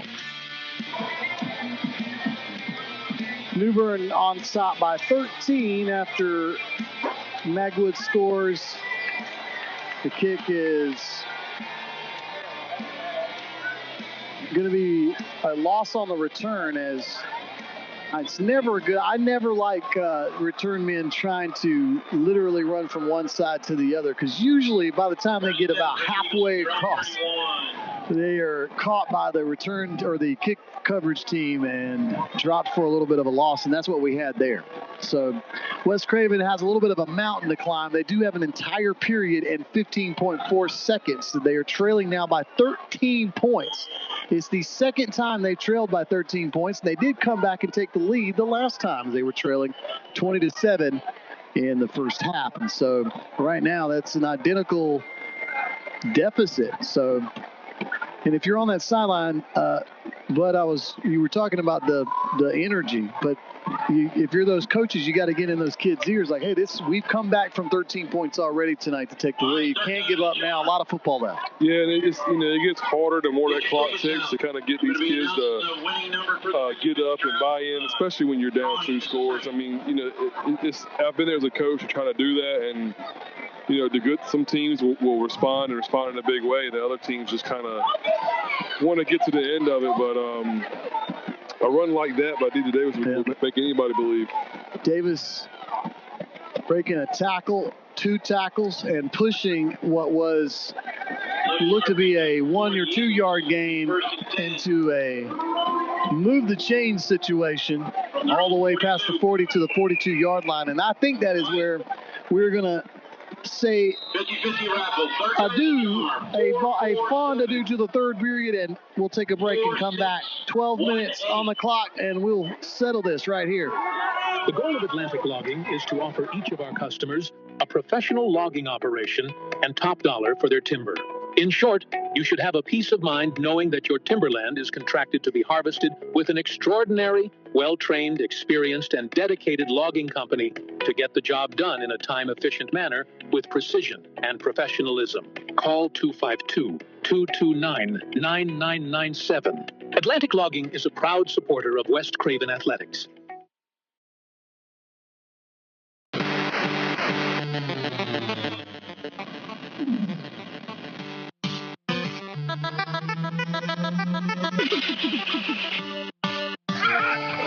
This is Friday Night Football.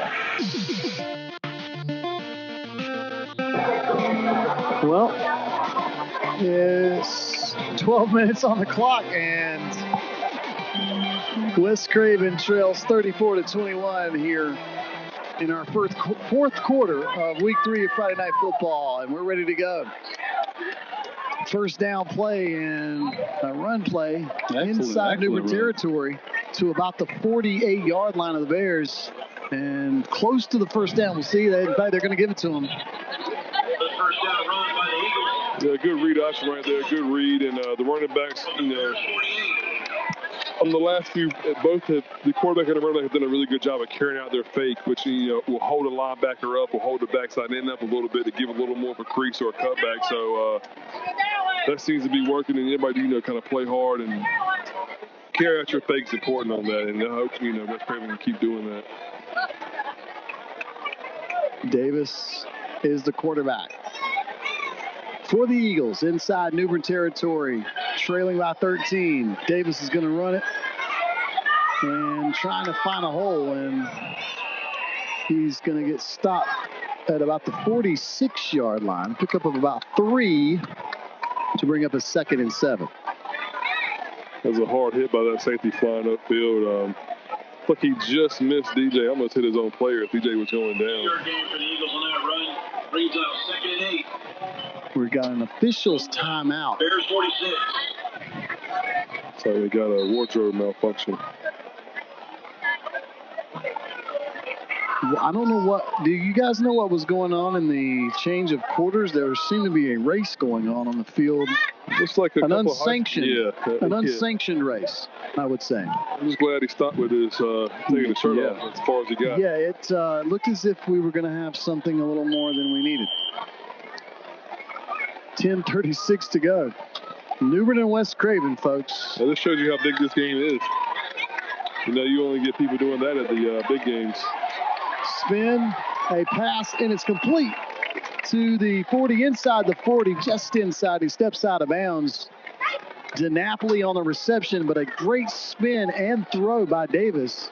Yeah, a little bit of a split zone play action rollout right there. It's something, you know, Coach Quitrim hasn't shown until that play right there. So good job.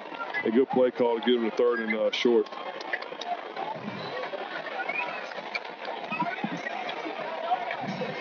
Third and 2. You can't lose yards right here. Obviously, you want to get the first down. And no penalty. Yeah, no offensive penalty. Yeah, you want to keep it to 4th and short if you want to go for it again. And, yeah, Davis, this was a run from the get-go, and he's going to be close. He is close. He's got to get to the 38, and I think he might be about a football length shy. Depends on the spot. Now, and again, it's always with the side judges. It all depends. And he's going to actually spot it about the 39, so it's about a yard shy. So 4th and 1. And I think this is, again, going to go for it here. Trailing by 13 in the final quarter. Yeah, this is where the chess match comes in. If I'm New Bern, I'm thinking I'm going to get the same play again, so I might send a little pressure. Then if I'm West Craven, I might try to understand that and run where there's a little bit of a hole. Davis, nowhere to go. Yeah, this was going to be a design quarterback run from the get-go, but again, not a lot of misdirection or anything that would have perhaps prevented. I think New Bern was just smelling that from a mile away. Yeah, and it looks like it was kind of blocked a little wrong. I mean, that's why Coach Switzer kind of took off right there, trying to talk to his other line because that wasn't talking. Yeah, on a wedge type play like that, you want to protect your inside gap, and there was 2 guys coming scot-free on the inside gap, and looks like they took the man in front of them, not their inside gap, and I think that's what he's trying to get them to understand. Like, in this situation, you need to do your job and do it correctly, and that just didn't happen right there, which resulted in a turnover on downs. So New Bern now back on offense, 9:42 to go, and they have a 13-point lead. Brimmer, the man in motion, pump fake, going to tuck it and run is McCormick. He's got some room inside Eagle territory, breaking tackles. And still on his feet inside the 30 to the 26-yard line. Yeah, just an athletic, patient runner, allowed understanding what to do with the football in his hands, and a really good job. He's got to come out for a play. Let's see what they do right here. Yeah, helmet popped off, and it wasn't, I don't think, from a hit. I think sometimes guys just, again, a little loose. They don't like to wear their helmets tight, so look for a handoff to 1 right here. And that play by McCormick now has the Bears at the 25-yard line. They pitch to Magwood, and he's upended after a pickup of about 3. And then McCormick, after taking a play off, is going to come back in. Another hold on 73. Holding on the Bears. So at this point, too, if you're West Craven, you're going to have to keep New Bern out or off the scoreboard. And again, I don't think they've got a kicker who's quite ready. And again, I was mentioning the fact was featured in the newspaper, but they've had 2 attempts. They've both been blocked. So I don't think you're going to get to see a field goal attempt here. But if you're West Craven, you can't let New Bern on the scoreboard. No, what you want to do right here is if you get hands on the runner, you want to hold them up, run your feet, and hope that the second guy comes in there and punch the ball out. New Bern looking for some trickeration as they will reverse field Bremer on the end around, and he'll get a nice pickup to almost eat up, and did, all of the penalty yardage and then pick up a couple of yards to bring up a 2nd down and 7. Yeah, his backside end 44 going to understand play away. I've got BCR, which is boot counter reverse, and they got hit with a reverse right there. 23. I think we have a timeout, and we do.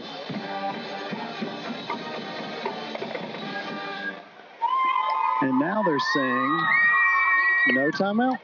So I think it was an injury timeout, but the kid came up the field on his own, so okay. They slowed it down, but they're not going to give everybody a full time to talk about things.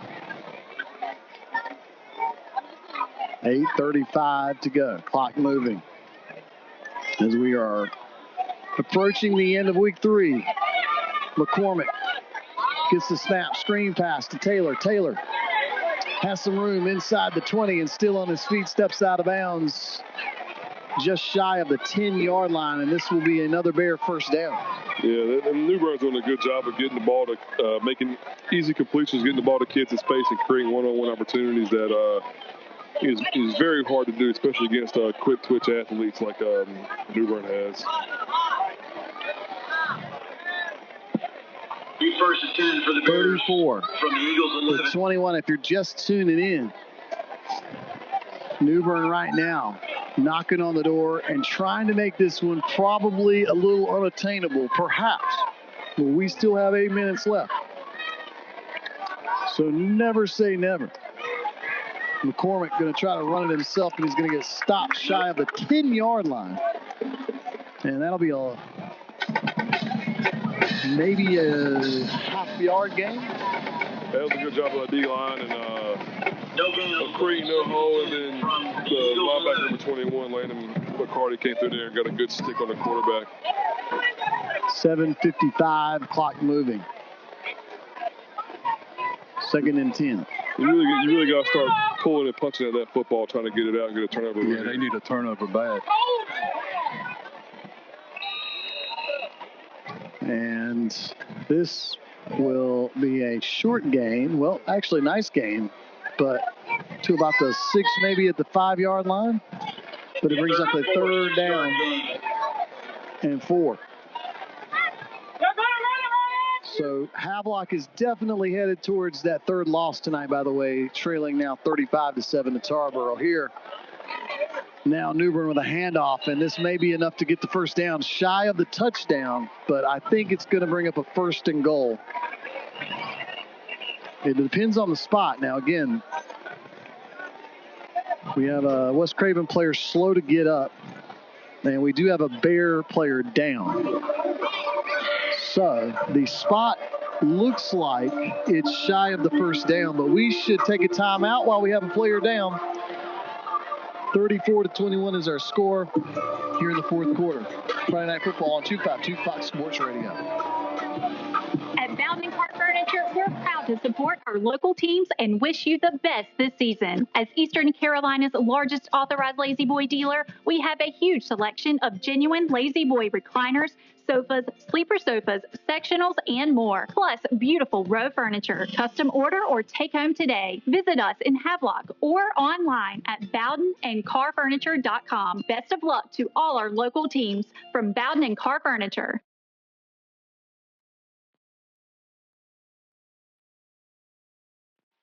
Jimmy L. Morris and Sons Contractors in Vanceboro, a proud supporter of West Craven Athletics, is building strong foundations for your grading and paving needs. Grading services are designed to provide a stable and level foundation for your construction projects, enhancing drainage, preventing erosion, and preparing your land for successful development. Jimmy L. Morris and Sons offers paving services that combine durability, functionality, and aesthetic appeal. Call 252-670-6749, and let's lay the groundwork for success together.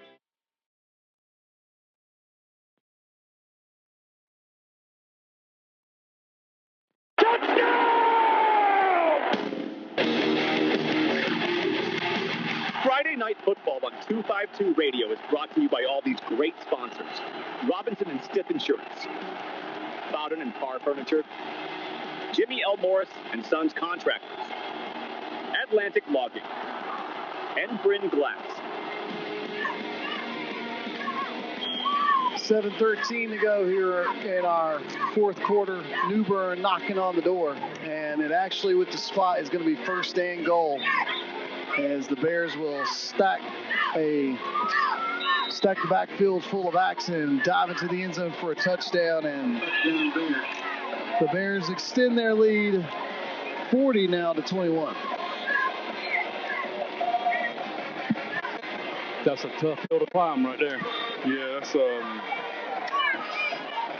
three scores in under 7 minutes is, especially if you're not able to get the big plays off. So, which I mean, you know, when the West Craven does push the ball out there, they've had some success. So look for them to come back but you gotta strike quick and then hunt for some stops. Well, a crowd here at West Craven now starting to get an early start on getting home. And again, it is a packed house, so let's face it, it's going to be a while if you're here in the stadium, maybe a while before you get out. 2-point conversion here, and they got it. They're the Bears. Had him pinned up on the other side. He completely reversed the field. Yeah, and look for something for that. That's going to be something that Coach Twitchell addresses in practice is open field tackles and not missing tackles. That's probably going to be addressed on Monday. Clock stops with 6:58 to go. And so if you stepped away from the game and you come back, you may be a little shocked because maybe you left and it was 21-20 when West Craven had come all the way back here early in the third quarter and taken the lead. But since then, New Bern has responded well and now has extended the lead to 42-21, and West Craven just hasn't had the answer. And quite honestly, it really goes back to where it looked as if West Craven was going to punch it in. They were driving down, and a batted pass gets intercepted by Sampson, by the Bears, and that killed the momentum. And at that point, if it appeared West Craven had every ounce of juice in this stadium, but since then the air can came out of the balloon, and it's been all New Bern. And now at 6:58 to go, what do you do if you're West Craven here? I mean, obviously you want to get something positive going and leave something good here to close out this game. Yeah, we've seen two of these get run back for touchdowns already, so. Kickoff return for a touchdown would be nice. They've had two of them tonight, so. But let's see, this one's going to get picked up at about the 28-yard line and looking to try to make a play. I think that's Lee who scooped it up. Nope, it is Cuthbertson. He is the one who returned the first kickoff for a touchdown that West Craven scored on. But this time he's going to be stopped at the 36-yard line. Yeah, you kind of wonder if New Bern's going to play a little bit of zone and try to keep it in front of them and tackle, make West Craven, nickel and down the field and work the clock or run some clock, or are they going to go back to what they always do and man you up and bring pressure, which you live and you die by, and, one missed tackle or one blow coverage, and West Craven could be down 2 scores instead of 3. Looks like they're going to sit in 2-man. Empty backfield for the Eagles, and looking to throw, and he's got a man inside Bear territory. Breaking the tackle is Cuthbertson. Now going to turn it back up the middle, still on his feet. Breaks 1 tackle, 2 tackles, and slides down just shy of the 40.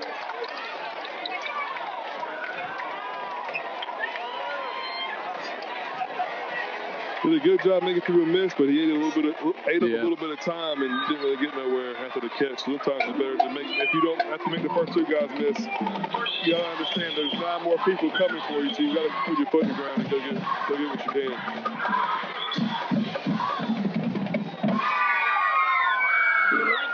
That kid's still good in the open field, though. I like watching him run. Oh, yeah, man. He's probably gassed right now. Yeah. 6:27. Davis gets the snap. And A little miscommunication, I believe. Yeah, look, they try to run a sail concept with an outside go and the inside guy running out, but DJ threw like it was going to be a 5-yard out. That kid in the slot pushed it to about 10 and turned his head late, so I'm not sure what the play call was, but it did look like the timing was just a little off on that one. Yeah. But the clock will stop 6:23, and the Eagles will now break the huddle and send 2 receivers to the near side. And they'll stack 3 on the far side. Davis on the empty set, going to roll out, has pressure, now throws it towards the end zone, looking for Carmen, but it's picked off. But I believe you may get pass interference, as I believe the New Bern defender may have basically stiff-armed the receiver out of the way and positioned himself for the reception there. But we'll see what the call is before I get ahead of myself. Yes, pass interference. Again, another display of the arm strength and talent by DJ Davis, rolling out to his left and firing an absolute rocket on the money, which would have been called if it wasn't for the pass interference by the receiver. So, yeah. And again, the defender basically stiff-armed the receiver out of the way. And yeah, I mean, you want, there's a situation you got to understand in man coverage, and you got to teach your kids how to play the football.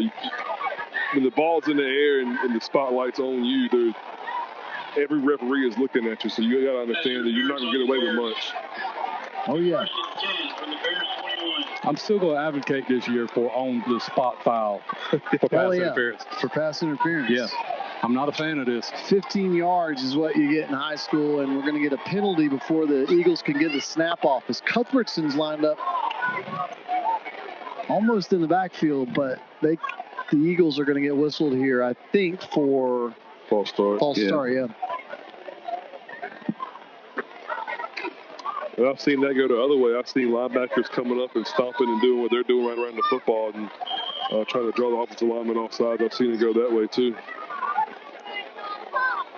Davis gets the snap, drops back, throws. Quick throw, it's tipped, and it's just enough to disrupt the timing of that, and the incomplete pass will make it 2nd and 15.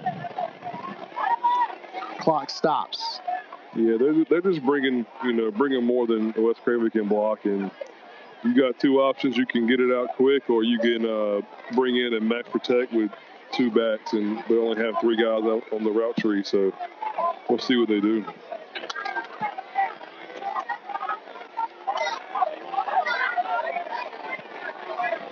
Looking at Mikey Wilson in the slot right here. Look for him to get something across the middle. That's who he's looking for. I was looking for Lee on the other side, and it's just off his fingertips. He had some space from the defensive back, and really, I think when he looks back on that in film on Monday, he's going to say, I should have had that one. Yeah, it might be something you want to come back to, because he had number 4 beat by at least 4 yards. I wouldn't. I'd probably come back to that.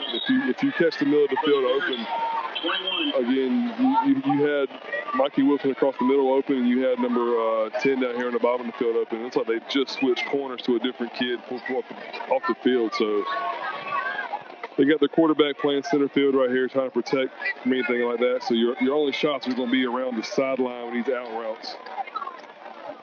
Cuthbertson goes in motion. Davis pumps, throws, and it's intercepted. Just off the hands of the receiver.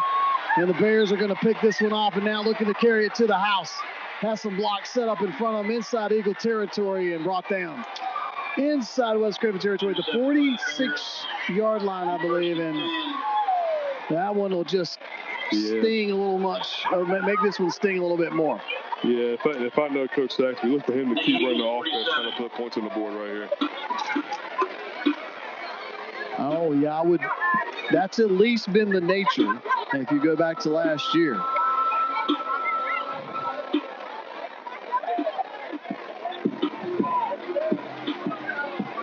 So, yeah, you kind of want to see them up 3 scores here, kind of run the football, run the clock, but we'll see what they do. Well, the Bears have been very successful running the football here in the second half. McCormick, again, comes out at quarterback, and he's going to get hit and dropped at about the 48-yard line. Yeah, I know DeNapoli hasn't played a whole lot of defense, but the plays he's been in and I've watched him. He, again, make the tackle right there for no gain, playing a linebacker spot and broke the screen up earlier, tackling in the backfield. So he might have found him a new little home over here on playing outside linebacker. So far, we've had it, again, everybody's behaving. The only thing I worry about with the score and the later this gets and you get starters in there is let's everybody keep our emotions in check. This pass is incomplete. Because, again, it's a 21-point lead and, you know, guys know each other and you say something across the line of scrimmage to the other guy and all of a sudden you might have a situation. And, again, this is not what you want. Again, if that happens. But so far, it looks like the emotions have calmed down for both of these teams. We haven't had anything extracurricular in a while. 5-14, and looking to throw is McCormick, and almost intercepted as he just threw it up for grabs. There's a flag on the play, and I think it's holding on the Bears.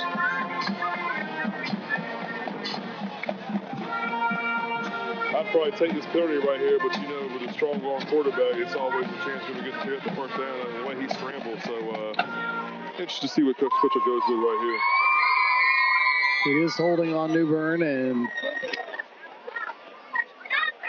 it's a tough call with 5 minutes to go in the game. He's going to take the penalty. No, he's going to decline it. Fourth down. Take the fourth down and maybe get the football back. There's not a return guy out there, and I don't see a punter, so I know the quarterback's their punter, but he's jumping back a little deeper than normal. He's deep. So, yeah.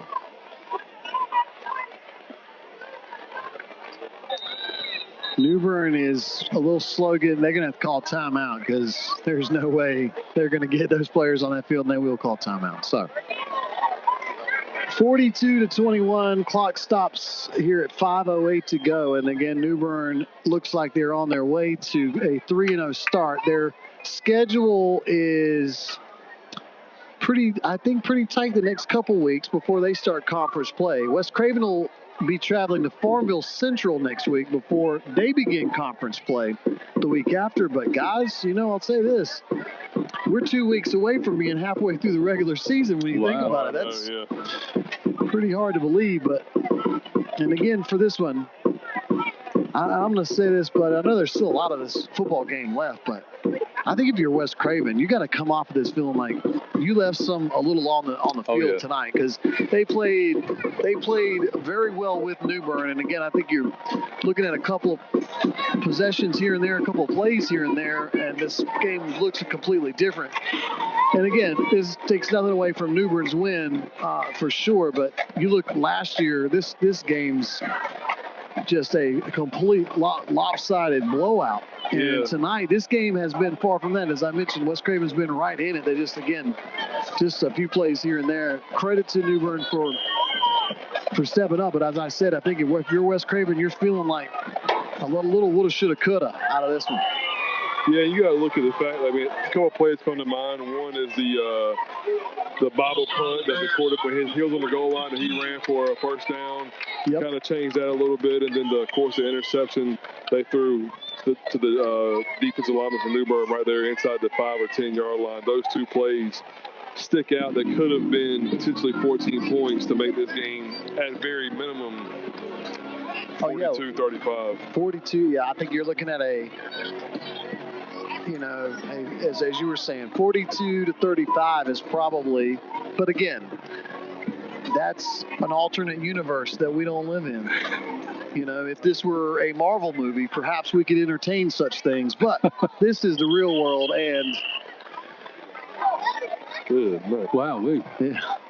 as penalty on the Bears is trying to give their punter some room, I guess.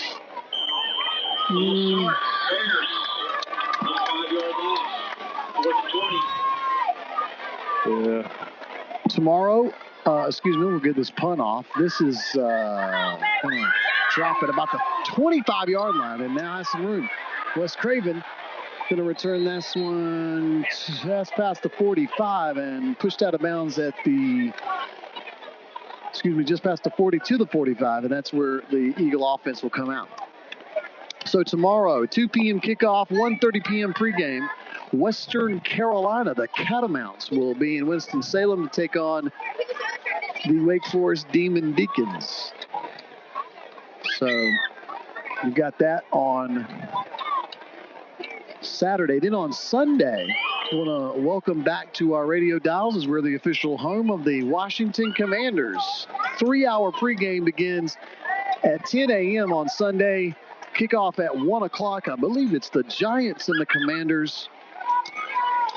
And then we've got Sunday Night Football, Ravens and Bills. That sounds like a pretty good matchup. So that's your weekend lineup here on 252 Fox Sports Radio.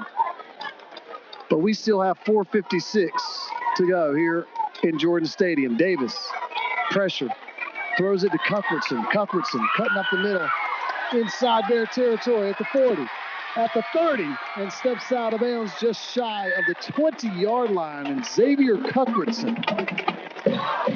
Kelly, I like watching that kid run. Yeah, it's a really good job of giving DJ an outlet right there with those blitzes and everybody kind of getting downfield. He was kind of in open space and a little outlet for the quarterback there when he saw a lot of pressure up the middle. Great call, great play design right there. He's been a little like Barry Sanders on Tecmo Bowl tonight. When he gets in some space. You're dating yourself, Mark. I'm sorry. It's a great game. I love Tecmo Super Bowl. 4:45 to go. Eagles now 1st and 10 at the 22-yard line. Davis in an empty set, drops back, pressure. Now he's going to step up into the pocket and run with it. And inside the 20 and still on his feet. The Bears will drop him at about the 19-yard line. Clock will continue to move. It's a good job of making something out of nothing and getting 3 to 4 yards right there. So a timeout, and I believe the Eagles have called this timeout. So again, next week we will be at Farmville Central, and I've been to many places over my 20 years of high school football. This will be my first game at Farmville Central. Mine as well. There's I don't know if they're open late, but I know their breakfast and lunch is outstanding. It's a little grill down there by Farmville Central High School called Red Rocket. Or Rocket Grill or something like that. And for me, you guys don't know this, but I'm a cheese biscuit connoisseur. Oh, yeah. Whoa. So, You're speaking our language. I like to know about Bern. Yeah, there's one of my favorite cheese biscuits is in the Hugo Mart between Griffin and Kinston. I used to ride past it every day going to school. Very familiar with that, and I think the best cheese biscuits on the planet, perhaps. Yeah, there. And then another one of my favorite is Slate Stone Grill in Washington. I think we're going to get pass interference on the Bears here as the defender disrupted the route of the West Craven receiver. Yeah, he never took both hands off the receiver. You can get a two-hand jam line of scrimmage, but eventually when he starts getting downfield, getting vertical, you gotta be able to turn and run and stay on the hip, and he just didn't do that right there. So you like gobs of cheese, right? Real cheese, not the processed cheese in your cheese biscuits. We're not talking cheddar bows and Bojangles. We're talking cat head. You got to eat with two hands. Yeah. Okay. So there's probably not a place in the East I haven't had one from. We will gladly accept. If you have any challengers, we will gladly take your emails. Just reach out to me, Mark, M-A-R-K, at 252foxsports.com. Always on the search for cheese biscuits. I will take a road trip for a cheese biscuit. Absolutely. Penalty, and the ball's going to be spotted at the 19-yard line. 4:24 to go, second down and Did they wave off the pass interference? I'm not sure. We're too busy thinking about cheese biscuits to know what was going on. We got sidetracked. Davis has some pressure now, trying to roll out and get away from it.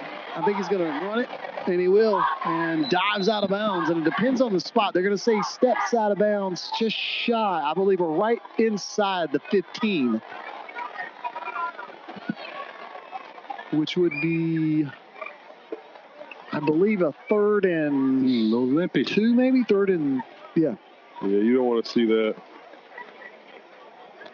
And I think we have we're going to get a timeout here. Nope, just some players trying to figure out where they're going to get here on this 3rd and short, although I would surely be a 4-down situation here if West Craven cannot find the first down here. 4-14, trailing 42-21. Handoff, has the first down, has the touchdown.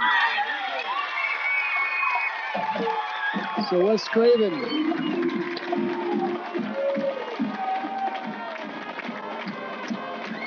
makes it 42-27. Yeah, good play call right there. Understanding the down and distance and knowing New Bern's going to kind of pin their ears back and get a good pass rush, set the guys inside, open up the hole in the middle. Extra point attempt now.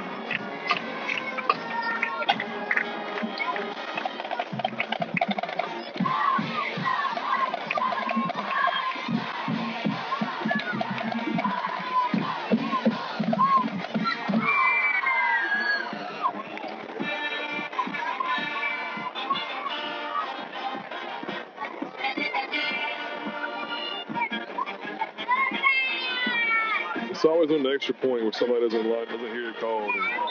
And this is no good.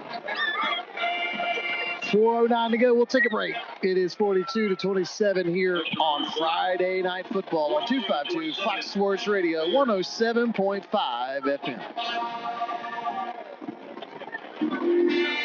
Each of our customers a professional logging operation and top dollar for their timber. In short, you should have a peace of mind knowing that your timberland is contracted to be harvested with an extraordinary, well-trained, experienced, and dedicated logging company to get the job done in a time-efficient manner with precision and professionalism. Call 252-229-9997. Atlantic Logging is a proud supporter of West Craven Athletics.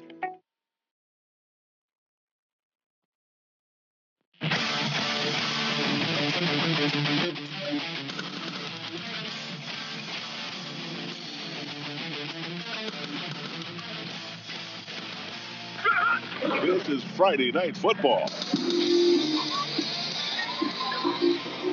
4:09 to go in our contest tonight. West Craven trails it by 15, 42-27. I'm Mark Minicelli, alongside me, Chop Doughty and Bud Vinson. And the New Bern Bears tonight, again, for a team that we knew had some playmakers. And when you look at their schedule, again, New Hanover, Havelock, which again is, I know record-wise not looking good, but the reputation, and now West Craven. So for this Bear team, it's not been an easy start to the season, but so far they have met the challenges. And right now, lead it by 15. The Eagles are going to need something pretty miraculous here, and it's going to have to start probably with a turnover, some sort of mistake that would give them some life, I think. Yeah, you would think New Bern comes out right here and just tries to run the ball and run that clock down. But, I mean, they run the ball pretty well, so I could definitely see them run the clock out with 4 minutes to go. Copeland, Wonga.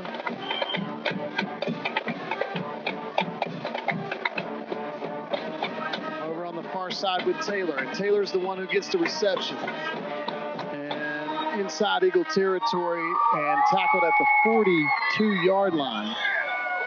Needed to get to the 40 for a first down, so brings up a second down and about a ball and a half. Got just inside the 48. Or excuse me, 42, excuse me. Yeah, a little screen pass, about the same as a long handoff. Trying to stretch the field laterally.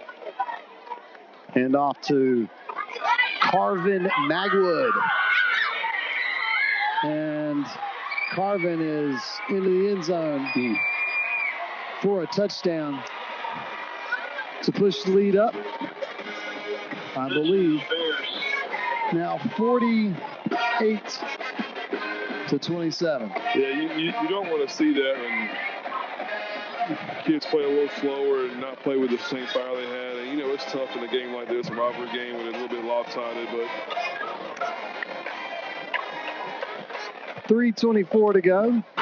Bears looks like they're going to go for 2. They've not really been successful at trying to attempt a kick tonight, so perhaps Saxby's going to not send out that futile situation and continue to go for 2. McCormick is slammed to the ground, and this is where leaving your starters in a game like this is a bad idea, especially if a guy gets hurt. Now, they're going to throw a flag, and I think that's a little ticky-tack because McCormick is a very small receiver. Now, I think the flag was on the lineman coming in and pushing him after. I was going to say, but you still, it's the optics of picking a guy up and slamming him to the ground that just don't look good. But yeah, but I mean that does not look good. I agree. But however, what are you supposed to do when a guy is still trying to run and still trying to make a play?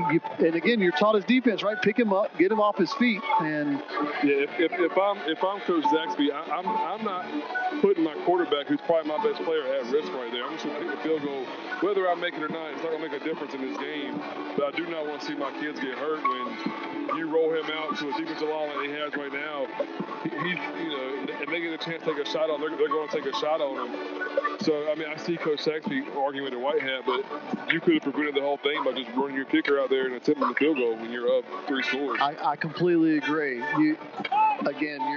You're asking sometimes, and again, it's not, listen, I'm sure Saxby's like, hey, it's my prerogative to send out my guy and go for it the way I want to call it. You can see he's still jawing at the official. And he just ejected somebody. He did, and I think, did he eject Saxby? I don't know if he ejected him or he was calling, he kicked 73 out of the game because that was the second and third time he's pushed the kid after the play. Or he could be saying it's going to be assessed on the kickoff. But I've never seen a coach in the middle of the field have a conference referee. Yeah, I have not seen that either. Don't let you come past the numbers. Yeah, that's usually trouble right there. So I'm not sure exactly, and Saxby's still letting the officials have a little bit of his opinion. Yeah, and, I've faced him many times. He was in Hertford County, and never really saw that side of him. So don't understand why changing colors is, turning to that. Well, and again, an ejection is not a good thing for playoffs. We talked about that, and again, unless the rules have changed, that's not a good thing. Yeah, he didn't leave the field with his headset, so I don't know. Yeah, he's marking this off against West Craven. Yeah, he's marking. Yeah, and it's like he pointed West Craven's way and did the ejection. It's like our guy, the West Craven guy, got ejected. Yeah, again, trying to unravel all this is interesting in itself. But look, this is West Craven and New Bern, and sometimes it gets a little contentious. Yes, there's been some chippiness over the years. New Bern has a 21-point lead, 48-27. Which makes me wonder why he was arguing the call in the first place. Yeah, why was he arguing on it?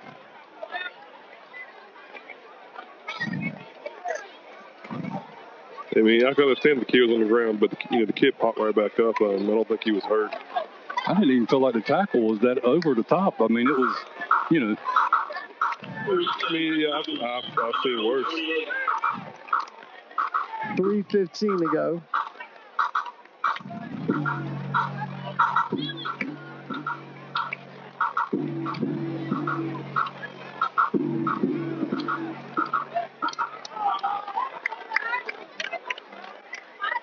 And a handoff for the Eagles. And you want to keep your eye on the handshake line. Yeah, I'm definitely. We're not going to cut to commercial real quick. Got to keep the camera rolling. And again, Saxby and Coach Twitchell had played each other in the playoffs way back when, again, before Saxby came to New Bern. And so they had some familiar, and again, looked very cordial. But again, you put on that New Bern coaching hat, and again, as I mentioned, these two teams and their, again, proximity and rivalry, if you will, handoff and tackle out of bounds. Shy midfield, about the 47-yard line. Yeah, and I've had my exchanges with him and his son since he's been at New Bern, so I understand the frustration and the feeling. Clock stops at 3:04, and again, I think if you're both of these teams, and I said this earlier today, there are bigger fish to fry than this game for either one of these teams. This is a non-conference game. There's a lot of bragging rights, but really, New Bern about 1,000 more students than West Craven.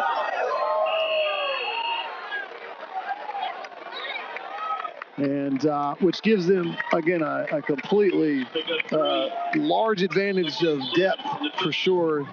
Yeah, from a standpoint of being able to draw athletes. And again, but they've maintained playing each other year after year after West Craven has dropped in student population. And so, again, what used to be, I think, a lot closer games have really gotten a little,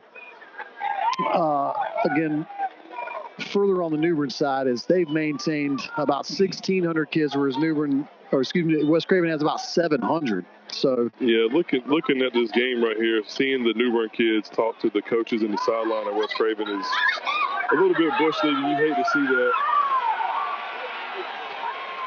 that. A sack on the play. And a loss of about a ton. I would say close to 13, maybe 14 yards on the loss to bring up a third and nearly 20, I think. Yeah, you see the sideline official talking to number one who was jawing at the coaching staff over here on the sideline. That's yeah, Magwood was the player yelling at the West Craven sideline.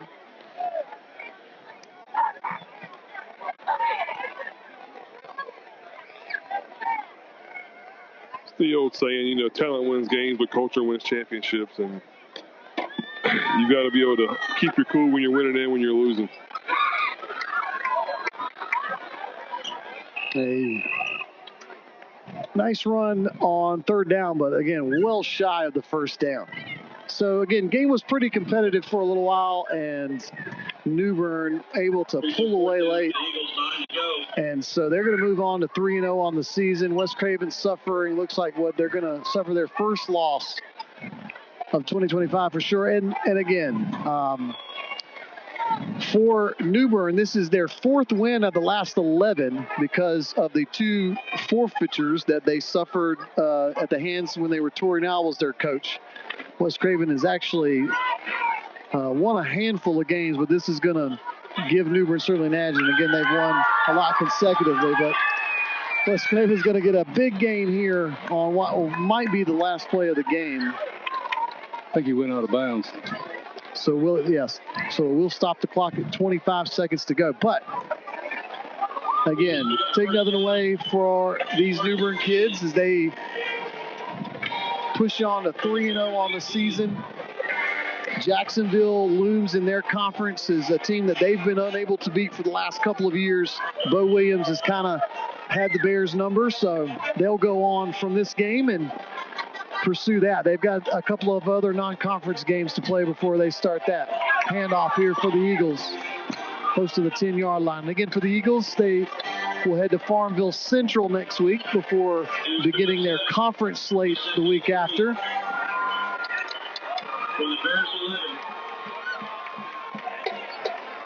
And I think that's it. That is our final score from Jordan Stadium. 48-27 the final.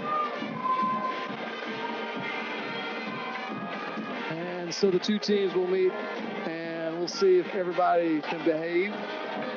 here on the handshake line. But guys, some final thoughts here before we head out the door. Here we go. We are going to get, it is absolutely going to be a little bit of, I would say, a melee of sorts in the midfield stripe as things got heated between these two teams.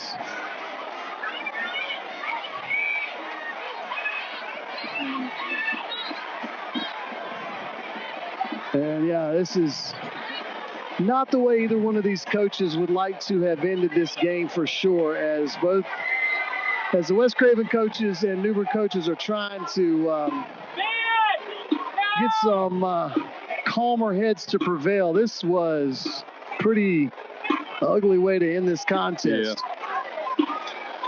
So and you know who's in the middle of it is Coach Saxby's son, who's been in the middle of everything. Everywhere I've ever been and seen him, when something like this happens, you look up there, you see Coach Saxby's oldest son, and I don't know how it started or what happened, but sometimes you got to find the common denominator. And again, what you also have to worry about, look at the officials. I'm trying to see, are they already jetted out here? Yeah. I think they knew what was at stake. They're like, you know what? Wasn't no part of this handshake line. It's kind of like being a teacher. You hear a commotion, you're like, I don't really feel like doing this paperwork. So, well, I can again say, after what we saw at the beginning of the Dallas-Philadelphia game last night was two acts of classlessness between two players who did not behave with the best intentions. And for any player who participated in that, I'd say you join the group of classlessness, because if you can't win with class and lose with class, yep, it says a lot about you. That being said, I'm not here to be preachy, but this was a good game for a little while, and then it got out of hand. Emotions, as they often do in these rivalry games, probably got the best of some players. But, and again, I'm sure, as I said, West Craven would love to have some of these plays back. But again, I take nothing away from New Bern tonight. They certainly made the right plays. And again, it was their ability to run the football up the middle that was, I think, the determining factor. They just were able to keep their players basically away from Miller and some of those guys who were very disruptive on the ends. And this game, by the way, I'm dragging this out because we still have a couple of heated folks talking. I'm not going to be a dead horse. It's the same to younger coaches or kids. And I have a feeling, look, I'd hate for this rivalry to go away, but we've seen this happen with times where sometimes you get where, again, at the end of this, people are going to sit down and evaluate and decide, is this a good idea? Because when you see things happen out on the field like that, it oftentimes can spill right up into the fans or out there as fans are mingling. And that's the last thing you want to have the community get involved in something like this. And again, you don't want the players involved in it either. But as I said, this was the worst way to end this game tonight, as, again, not really something to be proud of on that. Other than that, the game is a final, and we're going to get out of here and send you out to the NFL. I want to thank, again, all the great folks that make it happen, including these gentlemen, Bud Vincent and Chop Doughty. Thank you so much